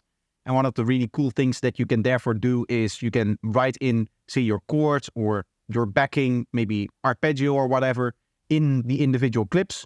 And then you can play over a melody a couple of octaves higher, and then still with the same MIDI controller, like switch between different arpeggio or chord settings. So starting off at the top left, we have access to the macros here. If you want to use macro control on any of the parameters that we see over here. Again, a lot of this stuff can actually be like modulated and whatnot. This one over here seems to be modulatable. I thought that these ones would be as well, but at least the rate is. Right below that button, we have our global settings where, again, you're going to be able to find preset banks. In this case, I don't believe, there are some chords in here. We have some drums, some guitar voicings, and that's it. Right below the preset area, we have the setting which determines if multiple clips can play at the same time. So if you want that, you set it to poly, otherwise you set it to mono. And then we also have this edit all option, which allows you to edit all of the individual clips at the same time. So if you want to set, for example, a common length or something like that, and this is an easy way to do that, you set it to edit all, set the length that you want, and then you turn it off again so that you can start editing individual ones again. That brings us to our individual clip settings, which we can scroll through like this. So here we have like presets and whatnot for individual clips, as opposed to like whole banks of clips, which we find over here. Below that, as I said, we have the length, and then we have this KB span here. This is going to determine how it's going to react to incoming MIDI notes. So both mono and poly are going to transpose the notes by incoming MIDI notes. And then offset mode is actually going to change the starting position depending on an internal parameter, which is called, if I hover over here, this offset quantize setting. And this setting is going to be available in the modulation matrix. I believe it's this clip player offset. So you can kind of modulate the starting position of the clip. I believe it is both possible to do that globally as well as with each individual clip. So if I go back here, we have the global offset here, and then we have individual clip offsets. We have this transposition parameter over here if you want to pitch it up or down. So this is literally just going to pitch up and down the notes that we see in here. We have our playback modes. Again, there's a whole range of different ways that it's playing through it. If it's going to start and just kind of loop like this, or if it's going to reverse, if it's going to go back and forth, it's going to play it like a one shot. You can see that there's also like random play options over here. So you definitely have to experiment to really get a feel for what it's doing. And then some of these options, like for example, the random, have this extra time parameter, which you can set over here, which is going to determine, of course, how this randomization is actually going to work. After that, we have a rate multiplier. So it's going to take this length and just multiply it so that the playback speed is, for example, it plays twice in this length here.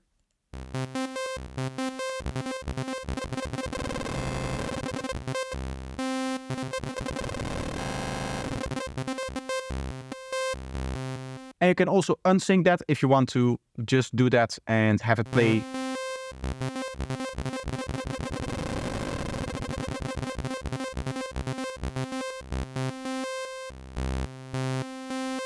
So you can play like melodies that are like speeding up and slowing down and whatnot. We have this launch quantize option over here, which is going to determine where like within the project it is going to fall. So whenever you trigger a note, say slightly after the 16 note has just played, it is going to wait to the next 16 note, or the next 8th note, or the next 32 note, whatever you set up in terms of note length, it is going to wait until the next one, until it starts to trigger, so that you can quantize it with your actual project tempo.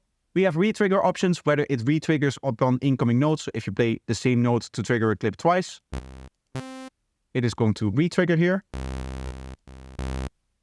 And without it, of course, it's going to continue. We have the note gate, which allows you to turn it off and on with the note itself. And then finally, we have velocity triggering over here, which is going to determine whether these velocities that you're able to set in here are going to be multiplied with the actual velocity coming in.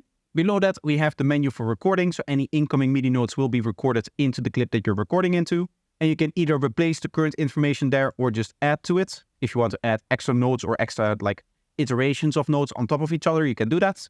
And it comes with this handy option here for a metronome. So if you want to play to a metronome when you're playing this in, you can do that as well. Now having a look into the actual editor, this is where you're going to be either playing in or laying down your MIDI notes. Again, double click to just lay out a MIDI note and then it's going to act basically like a piano roll. You can see that by default, it snaps to whatever note length that you have set over here, which we can either like double or half, right? Double the grid or half the grid like this. Or we can set up a triplet grid if we want to. So if we want to play in triplet notes, we can do that as well. 1, 2, 3 triplet notes. What we can also do is right click, disable the snap. And then we can just draw in notes however we want. This is really cool if you want to do some arrhythmical kind of music. And then the final option is this auto adjustable grid here. So if I then start to zoom in, we can see that the grid keeps updating and becoming smaller and smaller. And you can see that reflected over here as well. So if I zoom out, you can see that number updating.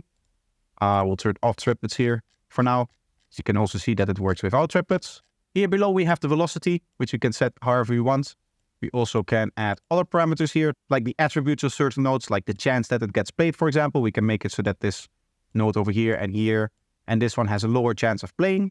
We can add individual expressions here. We can add individual macro settings. We can add a whole bunch of MIDI CC information. And then finally, we have some global settings like transpose and the key and the scale here. These are going to be updating these individual parameters here, which we'll talk about later. Now, all of this is really, really powerful in combination with a very surprising fact, and that is that Serum is now also a MIDI generator. So you can actually send this MIDI out to whatever other device that you want, either just the clip player or the clip player and the arpeggiator. The arpeggiator is this other thing over here, which is this little thing, but you'll find its output is going to be over here. So if you set it to on, both the clip as well as the arpeggiator is going to be sent. Or if you just want to send the clip player, that is also possible. The final thing that I should show in here is that you have access to actual note expressions as well. So we can do that per note pitch bend thing that it's very commonly known for. You can just set up whatever pitch bend that you want. Even if we have like a chord in here, say that we have, I don't know, a chord like this, where we have 3 notes, and we have a chord like this with 3 notes, and we want that to pitch from here to here, we can do that. So starting with the retrigger here, let's hear how that sounds.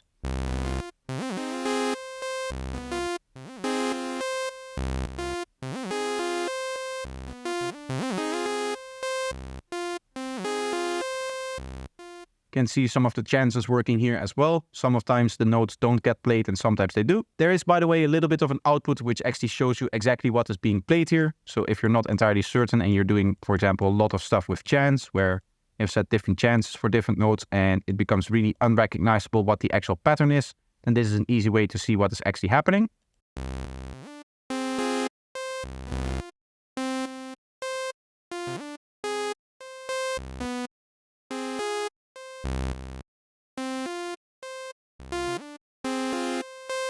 Now let's say that you have this MIDI clip and you're happy with it, but you want to extend it a little bit. You can do that by going over here. So this extends the MIDI clip and you can make it longer. And now you can see that it's updated there. You can also set a different starting position if you want to.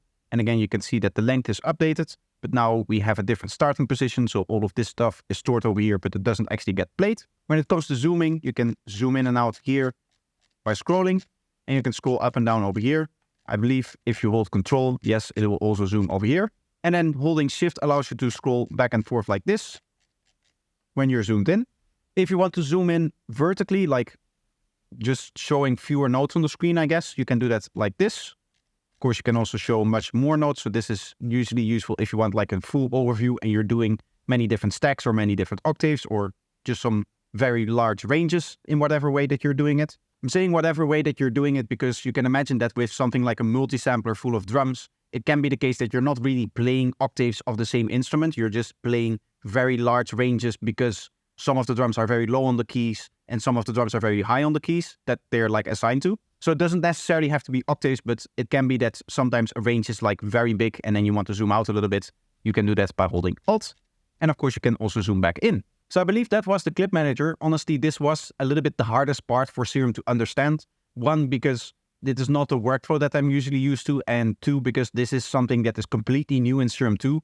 Like a lot of the other features are kind of extensions of features that were already there. And then of course, that means that there are also features that I have already started playing with like over 10 years ago. So that means that when it comes to the clip launcher, I don't know if I've set everything, I do want to quickly talk about 3 new knobs that I haven't covered because I forgot that they were in the script, but these are the 3 knobs over here. One is so that you can hear selected notes. Turn this off, no note will play if I'm drawing stuff in. If I turn it on, you will get a little preview. In this case, we're modulating the volume in a way so sometimes it doesn't play. We have the fold here. This allows you to see only the notes that you're already playing. This is very useful if you're sequencing drums and you have all of the drums that you want to use selected. You can just hit fold and any of the drums that you don't want to play will not be shown. And then finally, if you're zoomed in, so if I'm scrolling in here and you quickly want to zoom out and see the whole thing, what you can do is click over here and this will zoom out both horizontally and vertically in the maximum amount of way, showing you all of the notes that you have placed, but nothing more. Alright, so now I think that we're truly through everything, and if there is still something that I'm missing, then please leave a comment down below. But let's move on to the Arpeggiator. Again, this is going to be a clip-based approach, which you're going to be able to trigger with different keys here. In this case, it is set to -1, so this will be 1 octave higher than the ones that you're going to use for the clip here. It is unfortunately not possible to trigger both with the same. That would have been really cool to be able to send the clips from the clip here into the Arpeggiator and then have both different chords in here, like stacked up together with different arpeggiators that then can be applied on those chords in here.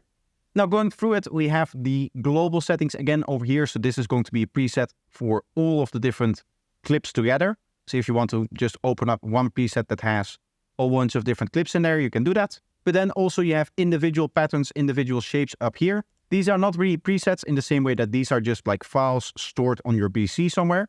These are still in the code, like actually hard-coded. I'm not going to describe what all of these things do. Instead, what I'll do is I'll quickly show this part of the manual so that you can like see what the actual patterns are, because I found that that is much easier than explaining kind of what they're doing.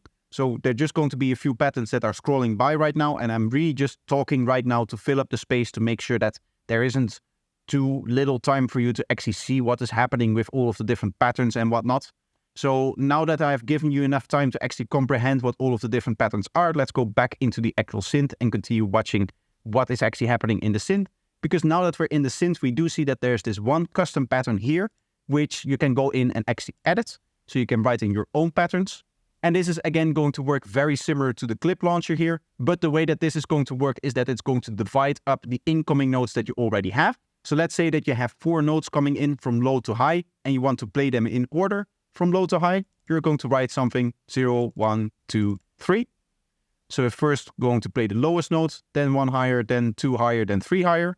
And I believe the way that it's going to fill up all of the notes that it uses for the patterns is that it's going to start at 0, then count up, and then count down. So if you have 7 notes in your chords, it's actually going to start from -1, which means that you can write patterns that become more complex and actually have lower notes once you hit that 7 or 8 note mark. Again, we have velocity and a whole bunch of other settings here for all of the different notes that you're writing in. You can also write in chords if you want to, so you can layer multiple notes on top of each other. We again have some playback settings here on the left, which are going to be very similar to the ones that we saw in the clip pattern, because again, this is going to be very similar.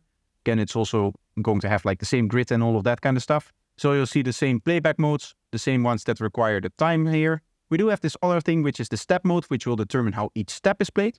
So every step is this thing over here. 1 step, 1 step, 1 step. When you set this to new only, it will only play the arpeggiator once the chords are actually lining up with the start of the arpeggiator that you're playing. So it's going to loop around, and if you start your chords at the exact same time that it loops around, then it's going to play the arpeggiator, and otherwise it isn't. And chord means that instead of playing individual steps, it will play the chords that you're actually holding. Then we have the warp setting that is going to determine how repeats are handled. Repeats is something that we'll see over here, but these are basically extensions of the pattern that you're playing. Now we left off in the pattern window over here, and below that we have our timing settings. We've seen this kind of setting before, so I'm not going to explain it fully again. We have our transpose setting here. This is going to show you again the methods by which it is going up or down. And the way that this works, seeing that we have the same thing over here and over here, is that this is going to be for the repeats. So this is going to take the pattern that you already have, and if you're actually repeating it, it is going to transpose differently between different versions of that pattern, transposed in different ways dependent on the shift and the range parameter here. We have the offset, which allows you to, as you can see with this pattern editor open, move this line up and down, which is your starting line. We have this latch option over here, which is going to continue arpeggiating notes even if you release the initial chords in input. And then we have this through option, which is going to take your chords that you're playing in input and also pass those on to the actual synth instead of actually removing those and replacing them with the arpeggiator. The arpeggiator is going to be layered on top. We finally then have a note gate over here, which is going to set the length of all of the individual notes. So you can see we have a full step here. If I set the gate to 50, it will treat this note as if it has half the length as it currently has. And then finally here we have a global probability so that you don't have to go in here and set the chance for each of the notes to say 50% if you want to have all of the notes trigger at 50% chance. We have these retrigger options over here, which allows you to either retrigger the arpeggiators every time that you launch a clip at a certain fixed rate, or depending on whether a note is being pressed or not. So for every note it is going to retrigger, or only for the first note that you press in a group of notes. And then finally here we have the velocity control, which is going to determine what happens to the velocity over the repeats of the arpeggiator. So that is these repeats over here. And if you turn this on, what you're able to do is you're able to decay the velocity over time. So you're able to set a velocity target. And then with a decay length, it is going to set how long it will take for the velocity to kind of, over the course of the arpeggiator, go to this target. And again, this can be re-triggered based upon incoming notes or not. Right next to the arpeggiator, as we already talked about, we have a general transpose. So this allows you to transpose the whole synth up or down. And that's actually going to apply to the incoming MIDI notes. So if I go like this,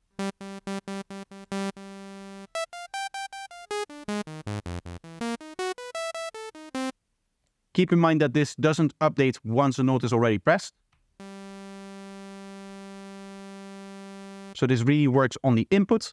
And what also works on the input is both the key and the scale selection. So you're able to select a key and then a scale that you're working in to restrict all of the notes coming in input to that scale and key. For that matter, you also have the swing parameter over here, which allows you to slightly swing the notes. So you can set up a swing timing here, and then you can set in which timing that swing is happening. Finally, over here, we have the oscillator mapping. This is a little bit of a different thing, but it allows you to determine for which keys and velocities which oscillators are going to play. So let's say that for the highest keys, we don't want to have a sub-oscillator. We can restrict the sub-oscillator to only play for these lower octaves over here. And then we don't want the noise to play for the lowest velocity. So we set that to, say, over here. We want the arpeggiator, but only on our low velocity like chords in the background, not on our main lead. So we're going to have the arpeggiator only trigger for these lower notes over here. And you can imagine that you can really nicely divide up the synth depending on exactly which notes need to be able to play what and which velocities need to be able to play what. And that allows you to make the instrument a little bit more dynamic from a player perspective, as it's actually going to interact more to what you're doing in terms of playing different keys and different velocities. And this will also be the way that you're able to create those standard kind of split presets where one half of the preset is, for example, doing a bass patch and the other half is doing a lead patch, and you're able to play both with both of your hands and have a lead on your right hand and a bass on the left hand by just setting up, for example, say that we set up something like this. You can now make oscillator B responsible for the bass patch and oscillator A responsible for the lead patch. And of course, because of Serum's architecture, that means that they can both have separated filters now, that they can both have separated effects now, and that they can sum together and then be processed together as well. And that allows you to basically have, as I said, two different sounds in the same synthesizer and play one with one hand and one with the other, and do all of that within just one synth with this oscillator mapping thing here. Now, the final thing on the lower interface is going to be the voicing and the portamento settings. So voicing, as I alluded to before, has to do with both the amount of notes that you're playing and also somewhat like different oscillators and different settings that you're using. Right now, as you can see, we have set a maximum polyphony of 8, and every note is just using one voice. That is because of the particular settings that we have. For example, if I increase the detune voices, you can see that that gets updated over here. And then for every note that I play, a certain amount of voices are going to be used. I don't know why we're not getting any output, probably because of some kind of modulation that is happening, but that is okay. If you want to be able to play just one voice at a time, you can enable this mono setting over here. So that is going to turn off the polyphony. And as you can see, we're only able to play one voice at a time, either 0 or 14. Now this is going to have an effect mainly on the legato parameter here. And that is determining how notes interact with notes that are already playing. So if I turn on legato, what's going to happen, just like we saw before with the envelopes where we had its own legato mode, is that it's going to make sure that all of the modulations that are already in play are actually maintained for the second note, as opposed to starting from the starting position of all of the modulations. So that means that if a modulation starts here and then it starts to play for one note, and then over here a second note triggers, that second note will start with the modulation all the way up and then will continue in the same way.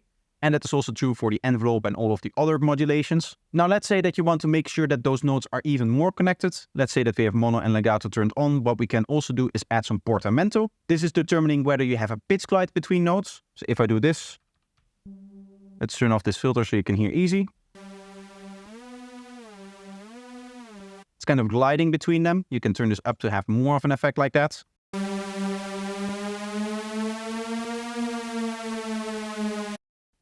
If you want this effect to be scaled towards the distance between the notes, you can do that as well. So let's set this like this.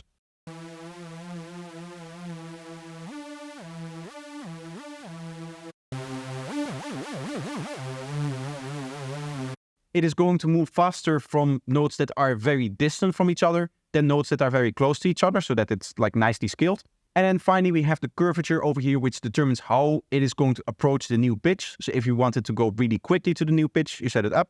If you wanted to hover below the new pitch or at the old pitch, you just set it like this. And then towards the end, it will snap actually up to the new pitch. Finally, if you want this effect to also happen between notes, so if notes aren't legato, then they're not going to have this pitch snap effect.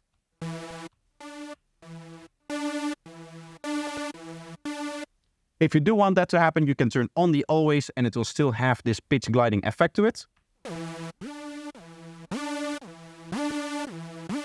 Now there are some really technical aspects of this whole playback system, specifically how mono is different from just setting polyphony to 1. Like you would assume that since it's just giving 0 out of 14 or 14 out of 14 when you're playing, that this would be the same as this. But it's like internally technically not, and this can have some effect on some really specific situations, things that I cannot just name or just show you by just experimenting. But if the synth ever just does like random playback behavior, if there's anything that the synth does that you cannot really explain, a good way to see if you can rectify that is by just turning off or on mono and like switching between those. And maybe one polyphony or even multiple polyphony if you're expecting to hear multiple notes playing at the same time, of course. But just the difference between being able to play one note through the mono setting versus being able to play one note through the poly setting and setting that to 1, there is a difference in some parts of ways that the synth actually handles, which again are both very technical and very hard to just kind of force and show. So this might be one of the places that you have to look when the synth is doing something that you're not expecting. Now at this point you may think that we're pretty much done. We have covered the whole interface after all, but there are still more things that I actually want to talk about. And these are going to be things that are going to be maybe a little bit more hidden or just a very small part in a certain space. Like the next part that we're going to cover, which will be the Wavetable editor, which you can find over here in the Oscillator. Here you can draw your own wavetables or import and edit existing ones. Keep in mind that you can also directly import samples into the Oscillator if you don't want to edit it. So I can go into any sample. You see the same pattern in practice. And just drop it in here and see whichever one of the import modes I like. Quickly going over the import modes, there are 3 different import modes that are dynamic in pitch, meaning that they can follow sounds that aren't necessarily at the same pitch all the time. We also have the pitch average, which is really useful for stuff that stays on the same pitch. Next up, we have the FFT, which is going to import and do a spectral treatment. So it's going to do the same thing as the spectral engine, but just to create the wavetables. And different window sizes are going to give you different tonal results. And then of course you can convert to any of the other oscillators that take a normal sample. But back in the Wavetable editor, you can also drag it in over here and do the same thing. Let's just import it as an FFT over here. And then you can see that it imports and all of the frames are here. Now at the top of the Wavetable editor, we're going to see the harmonic editor. So that is this stuff over here with all of these individual bins. And then we have the waveform representation down below. So that means that you're going to be doing your drawing mainly over here. And in here, you're going to be editing individual harmonics and their phases. What's neat about this is that once you start drawing, the harmonics update automatically. If you don't want that to happen, you can disable it over here. And then above that, you can switch between the different oscillators if you ever need to. That way you don't have to like click out of the window, go in here, turn on the oscillator, go in here, and then start editing whatever you need to edit. On the right side over here, we have the zoom level. If I turn the update on again and I do this, we can see that we can actually zoom out and into the harmonics if you want to have closer editing. You can of course also scroll through it over here, but for some reason the scroll wheel doesn't work in here. Now also in the harmonic editor, you're going to see some processors if you right click. So first of all, we have the ability to clear things. First of all, we can clear everything, which is just going to result in silence for this wave cycle, for this individual table over here that we're editing. Then we can clear all of the high frequencies or all of the low frequencies, and this is going to depend on where you select the area. So here we see 30 to end and start to 30. And then here we're going to see a different number. For some reason it says 0, which you can hover over it and then you can see the bin number. So if you want to clear any certain frequency, you can do that. The next process allows us to generate saw wave harmonics. So it's just going to generate us a saw wave series. Right now we have the phases in a different way, so it's not going to look like a saw wave, but it is going to sound like one. Because of course the harmonic content is going to be the exact same as a saw wave. We have the ability to randomize different bins, so we can do the lowest 16, 32 or 64 bins. And then we can also do it with halves. That is because this just is a randomization between on and off. And here we also are able to randomize between on and off and halves. So you get these halves in between as well. We can of course also randomize all of the bins. So that is probably going to result in some like very sharp noise thing. It's actually more coherent than I thought it would be. But let's go back to a saw wave to see what is going to happen next. Because what we can also do is generate random gaps. So as you can see, this is just going to like take out certain areas. And what is actually really cool is just doing what I just did, where you generate a saw wave and then you just use a series like this. And then with some other processes that we will see later, you're able to actually transfer this series of gaps into other wavetables. Anyway, the next process is going to be the progressive fade. In order to show this, what I'm going to do is I'm going to randomize it. So now everything is randomized. Going to do the same thing with the phases. As you can see, we have the same operations over here. So I'm going to do the same with the phases over here, and now we get this really like noisy looking waveform. I'm quickly going to go over here to normalize it. Again, I'm going to explain these processes as well later on. So I've just normalized it like this, and now we can see we have a very noisy mess also in the harmonics here, where it's just like random values here. What the progressive fade is going to do is it's going to bring it back to a more natural sound. So if you ever have a very noisy sound, you just progressive fade, and now we normalize it again. And now as you can see, it just progressively goes down in volume over the harmonics, which is going to result in a nice full sound. As opposed to what we had before, which was this, which is way too sharp. The next operation, what you can do is shifting it up an octave. So that is going to shift every harmonic up an octave, and you can also go down again. Finally, the last operation to do is repeat bin group. What that's going to do is it's going to take all of the bins before the position of the mouse where you select it, and it's going to just duplicate that over indefinitely up until the end of the harmonics. I'm again going to normalize this so that you can see this, but you get these kind of really nicely shaped like spiky wavetables out of this process. And you can maybe see the repeating pattern showing up in here where all of the volumes are a little bit closer. Because again, it's going to have this kind of downwards progressive fade to it so that it has a really like nice tonality to it and it isn't too sharp. The final options that we have over here are toggleable. So you can either draw even harmonics or odd harmonics. Drawing the even harmonics is going to look somewhat like this. So you're just able to draw like that. And then the same thing, if you set it to odd harmonics, you're able to just draw with the odd harmonics in between. Finally, you can snap the grid to quarters. Let me quickly turn this off so that you can see what happens here. This allows you to just edit it in steps of quarters like this. So you can fill in some really cool looking, almost digital kind of slopes to it. It's almost like you're making a geometry dash level. And then finally, what we're able to do, because we have this progressive fade to it, let's actually set that back. What we can do is, actually let's generate a saw wave. Because we have this kind of progressive fade to it, what we can do is we can multiply the volumes of all of the bins by their bin number. And that is going to end up with our bins being equally flat when we have a saw wave. And this means that instead of having the absolute volumes of each of the harmonics, you're just editing kind of how far the volume is away from the default saw wave series, which is just a little bit of a different way of thinking about how to edit the harmonics. Next up for the phase, you're going to have the exact same processes, except for that scaling of the harmonics with the volume, because that doesn't really make sense for the phases, which are measured in degrees. So next up, let's move on to this area over here. This is where you're able to draw different things.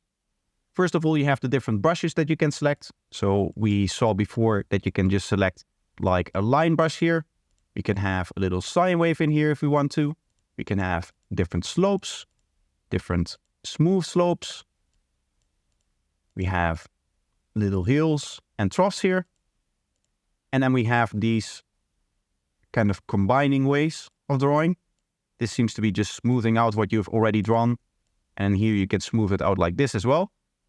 So I believe the play with these are that you set up whatever like complex shape that you want. And then you just go over it and smooth it like this or like that. Of course, when you're editing these wavetables, always keep in mind that the end loops back into the beginning. So you don't want to have any like strong clicks from here to here, unless you're making specifically a very clicky sound there. That is something that you can do because, for example, a square wave would have the same kind of click that we see over here, also happening going back this way to continue playing from here. Anyway, the last brushes that we have is this one over here. This just allows you to move some height around like this. And then we have this noise brush over here. This just slowly increases the kind of randomization, the kind of noise in there. And this is going to get us some very gritty sounds.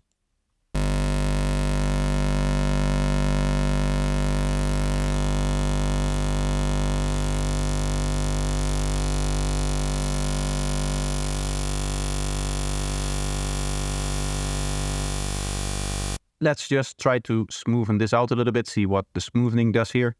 You get a nice smoothened waveform. The final thing that I want to show you is this option over here, which actually mirrors this part of the wavetable over here. So you can kind of draw into two separate ways. Seems to be a little bit buggy when you're using the smoothing tool. It doesn't seem to be able to handle that. But as you can see, this is an easy way of drawing in symmetrical wavetables. Just quickly for the wavetable nerds out there, there's something really interesting going on with the phases of these wavetables. So as you can see, we have this pattern over here, and then it goes into this 3, 3, 3, 3. And that continues for almost the entire wavetable. And then at the end, we again get little extra bumps here, which is interesting. Oh yeah, and it also slightly skews upwards with the phases here. You can see the 0 phases starting to creep up here, and it just goes up slightly more and more and more. And to be honest, I have no idea what that means, but that does look very, very interesting. I wonder why it would have this pattern in the middle, and on both sides it would have this extra little thing here. I wonder if that has something to do inherently with the symmetry, or maybe some of the shapes that we used within here. Either way, that is the drawing section almost complete. What is actually still very important is the grid size. As you can see with the editing, everything is dependent on the grid size. So being able to set the grid size over here and over here is really powerful to be able to edit in more detail. What you can also do is turn it all the way to 0 for both of them, and then you can just free draw, as you can see like this. There's some really cool things that happen if you cross over with the symmetry mode on. Just a little dancing disco here. Anyway, also with the grid size, what you can do is you can turn it up a little bit like this, and then move the wave cycle around like that and like that. And here it also seems to loop, which can cause some interesting variations, like these kind of variations. Now, one of the things that you may have seen that has appeared is this repeat button over here. This allows you to repeat the last action that you just did. In this case, that was going down here. Or not. Apparently, this is switching the last action that you do on here, which in my case was this, I guess. So what if I do shift octave up? Then that repeats. Yeah, okay. Shift octave down. Cool. Now I've removed all of the high frequencies. Now there's still a lot more that we can do with the wavetables, which is mainly going to happen in the process here. There is a little bit of an extra area where you can import or export wavetables. Of course, also anytime you have made a modification to a wavetable, if you go down here, there's a save icon over here where you can save it into your wavetables. And if you do that, it is going to show up in your user folder over here. As you can see, I've added extra folders in between recordings. And if you ever need to access these folders very quickly, one way to do that is go into the Open Serum 2 presets folder, which is going to provide you with all of the preset areas for all of the different things that you can make presets for, including the wavetables, which you can see down below here. Keep in mind that if you make modifications to any of your files, you have to rescan the disk. So you have to rescan the folders on disk here in order for those things to show up in actual loaded instances of Serum. So those are just two of the ways that you can export your wavetables. But before that, of course, you have to process them. And that is done over here. When it comes to processes, this is where you're going to be doing most of your fixing. This is where you're going to be able to, for example, normalize a frame if it's not normalized, if it's not loud enough. You can remove any DC offset. It's not going to apply over here, but let's say that we just create some DEC offset, what we can do is we can remove it, and then our wavetable is going to be neatly in the middle. And then of course we can normalize it. We can flip the wavetable both vertically as well as horizontally.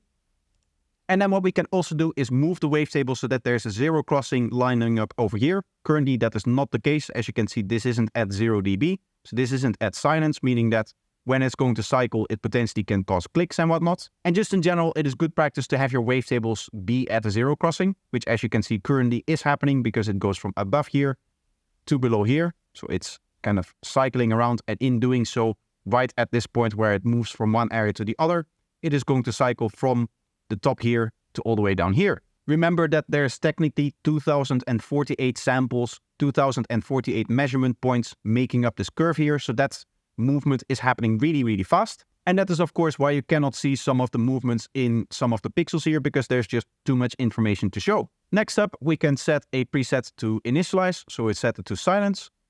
What we can also do is crossfade it. So we can either fade the edges. So this is going to fade to silence, meaning that it's going to go to here and here, as you can see. Or we can make sure that it crossfades. This means that the transition between the two areas is also going to be smoother, but it's not necessarily going to go to silence. Now you may see that these depend on the grid size together with the filter as well. Here we are filtering. How this works is that this isn't a clear representation of any value. This is just between the minimum and maximum. And this is the value that you use to control it. So if I set it higher and I go to, for example, fade edges, it is going to be sharper.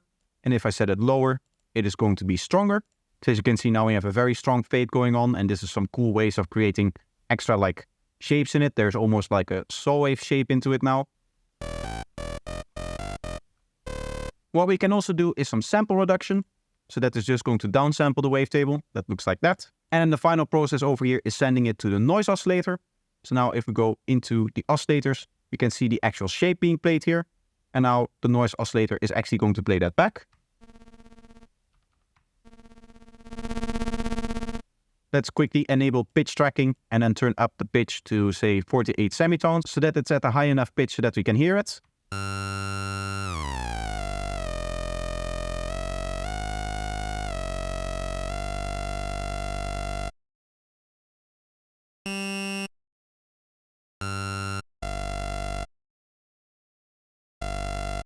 You can hear that those are the exact same wavetable.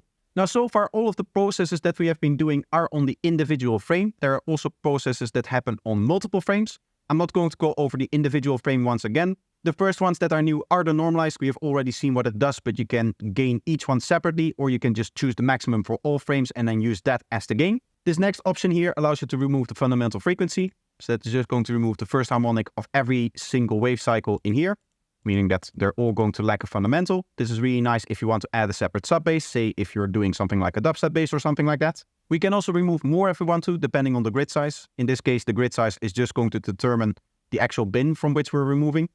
So as you can see, we have set it to 39, and up until bin 39, it's going to be removed. Let's set it up a little bit higher to 53. Actually, we're in here, and that removes it up until 53. We can do the same with all of the phase information. So again, let's set this up a little bit higher so that we can see that we can reset these.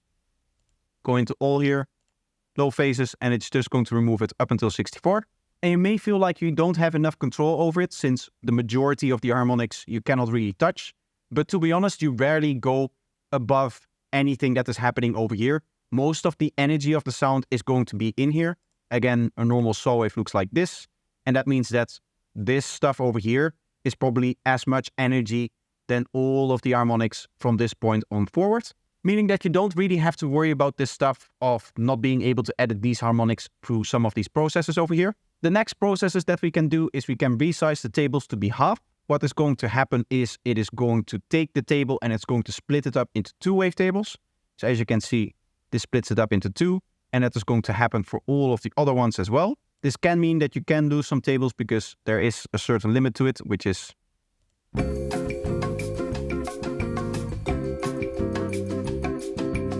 almost reached. Now it's reached 256 here. But anyway, we can also do the opposite process, and that is halving them. So now we're back to the original.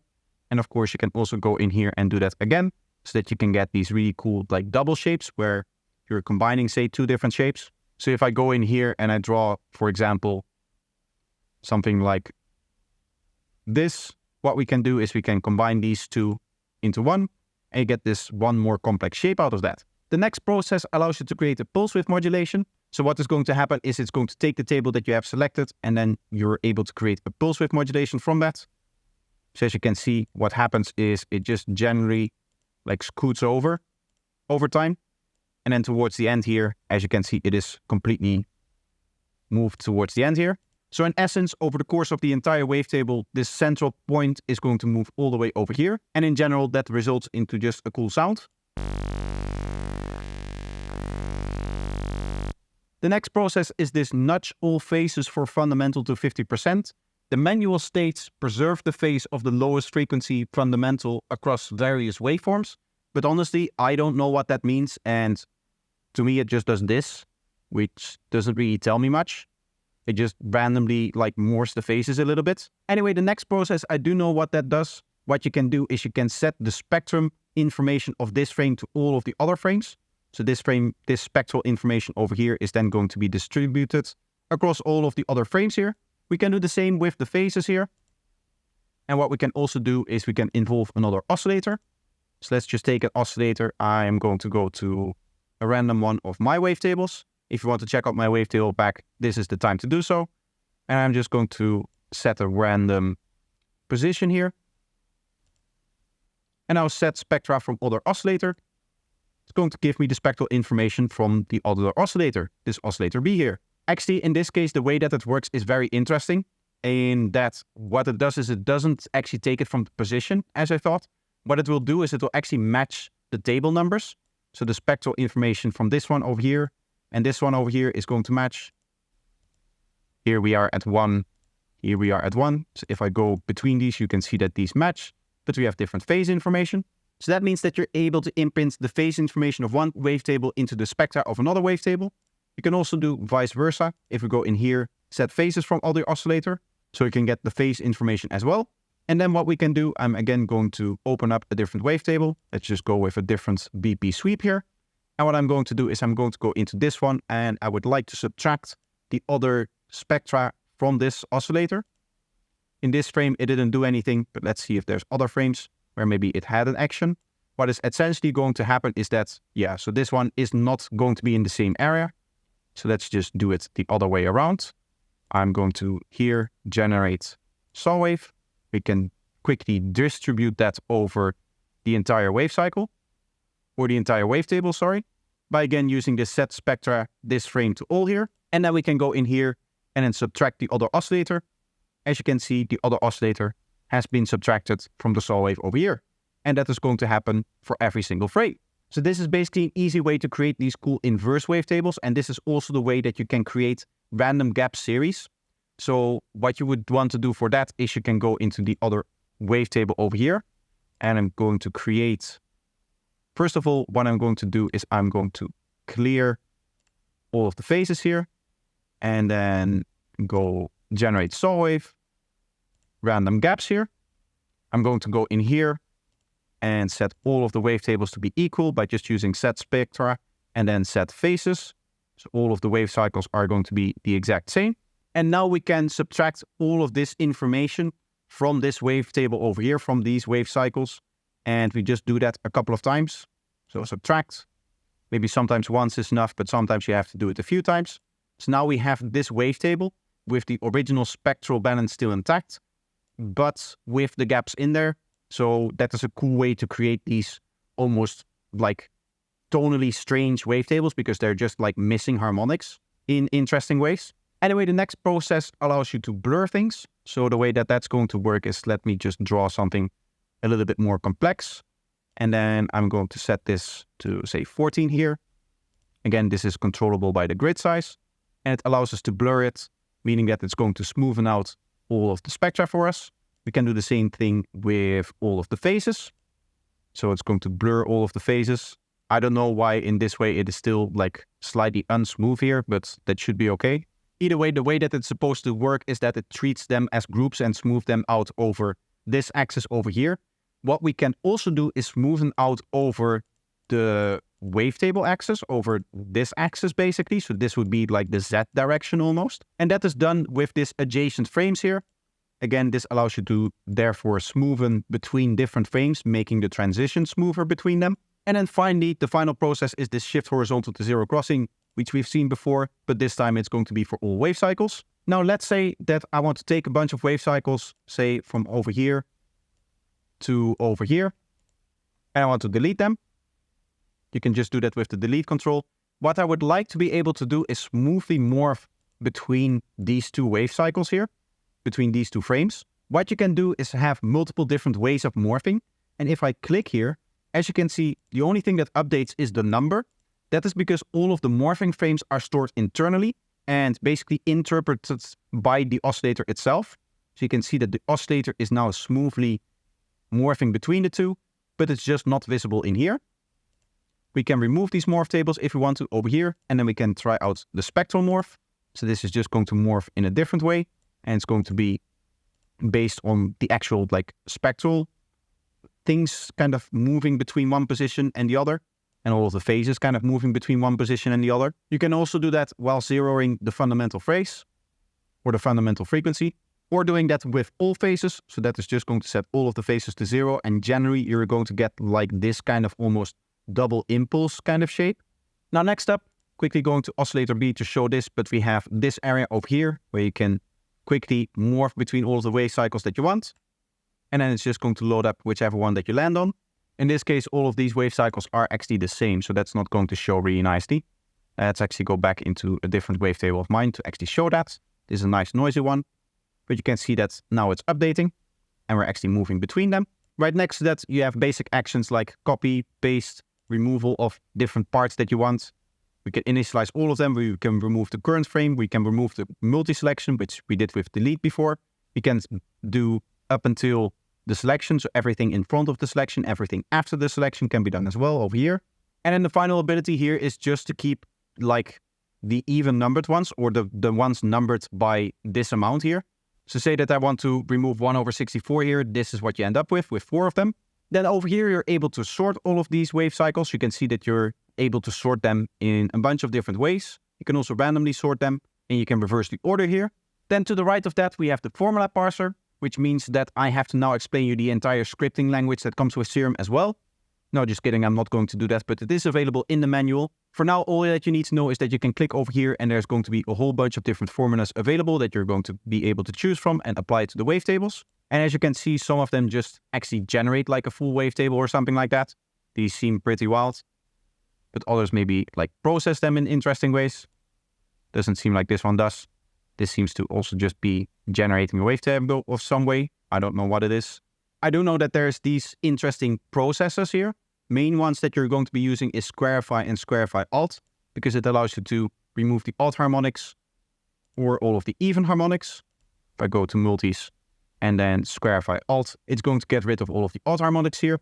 So that's the wavetable editor, meaning that it's now time to move on to the preset browser, which we can see over here. We start off with all of our folders, which we can export down here. We have our Serum 1 presets and all of my presets that are in there. I also have all of my user presets, which I only have made 3 of them. And then we have all of the factory presets, which we can browse through. Down below, we have these categories or tags. Categories are like types of sounds, so drums, bass, ambience, hits, keyboards, that kind of thing. And tags are more like properties. So it's maybe like clipping, it uses a granular, it uses a multisample, it uses a wavetable. As you can see, it's SerumFX, it's Serum 1 or Serum 2. You also have ratings here. Currently, I don't have any rating set, but you can do that over here. What is really cool about this preset browser is the previews.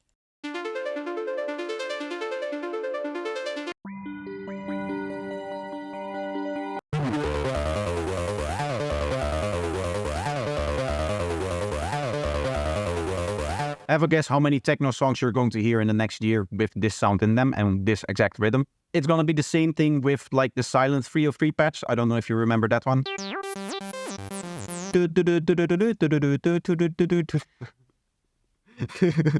So this is really cool. This means that there's actually individual melodies coming with all of these presets.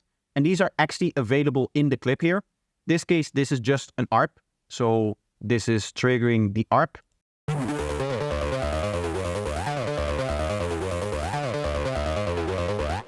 You can see the actual ARP is the one that is doing it, and here we can see the pattern. Of course, you come with different patterns as well.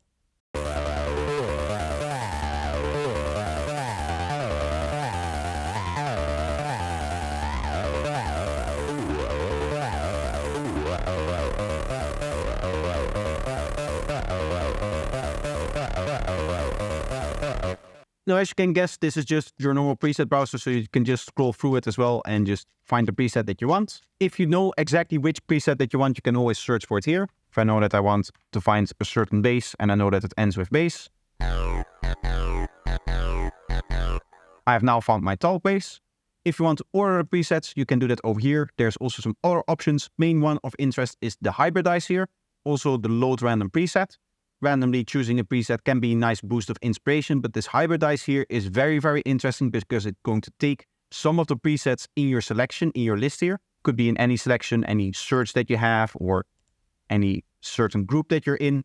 And it's just going to create a new presets from different components of different presets, meaning that it's probably going to sound good. So what we have created here is going to be all of these presets combined.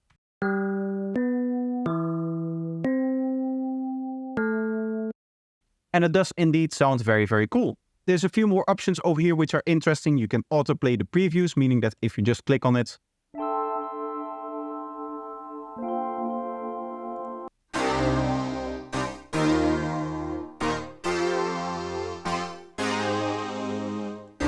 we also have a default clip, so if there's no preview available because there's nothing loaded in here, then it's just going to use a default clip. And then of course you can select which one of the three it's going to use. You can also edit these. Quickly have to see where it is, but I believe if I go into Serum 2 presets and then into clips, you're going to see, yes, default 1, default 2, default 3. So you can replace these with your own MIDI clips if you want to. I do believe they have to have the same name in order for them to show up over here.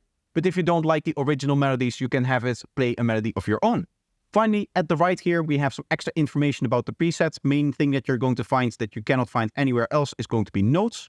And then also the tags with which the preset is tagged. The next thing that I want to talk about is some bloatware, because Serum 2, when you install it on your PC, it actually comes with a secondary plugin. And this is really annoying. You have to go in there and delete it.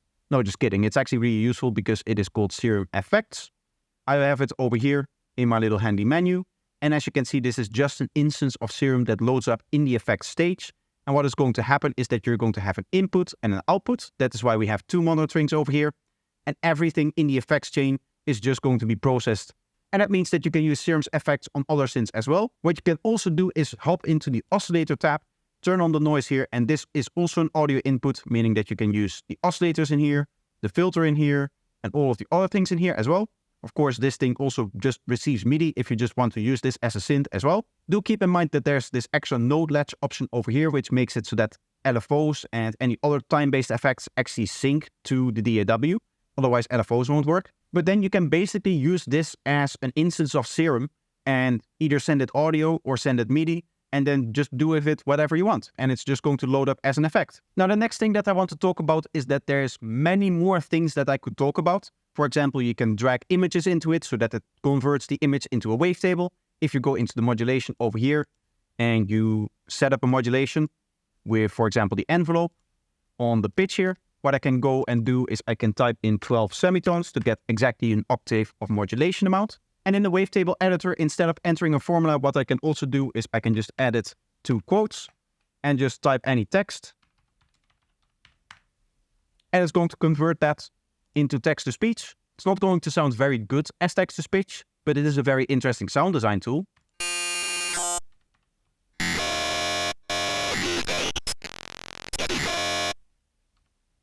Can really almost hear it. Let's just set a modulation through it. That's going to be much easier.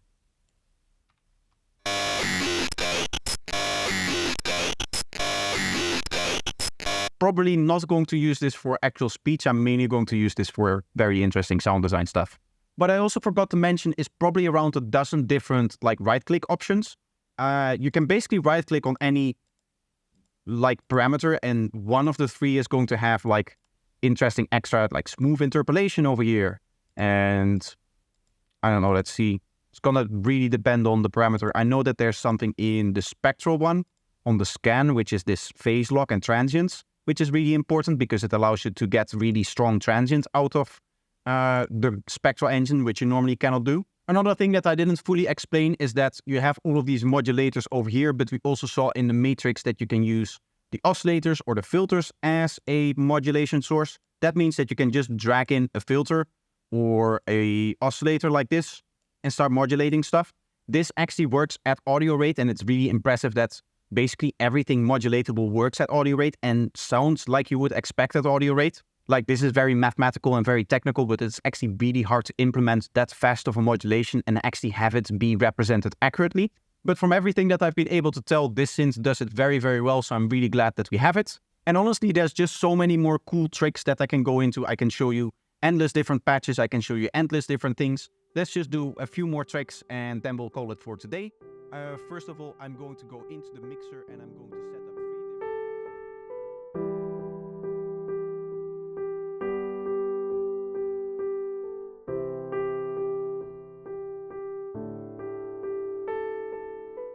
Alright, I think that's enough Serum for today. I've been filming for now 7 hours, so that is going to be enough filming for me. I don't know how long this is going to get once I edit all of this down.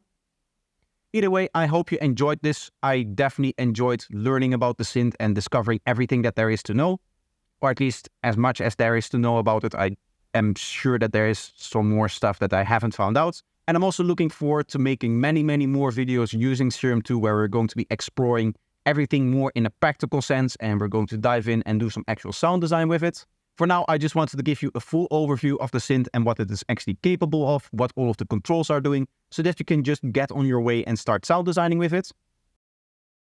So hopefully that is now exactly what you're going to do, and you're going to go off of YouTube because you have been watching content for too long now, officially. But I do want to thank you for sticking around for this long. I hope that you enjoyed the video, and I hope to see you in the next one. Bye bye.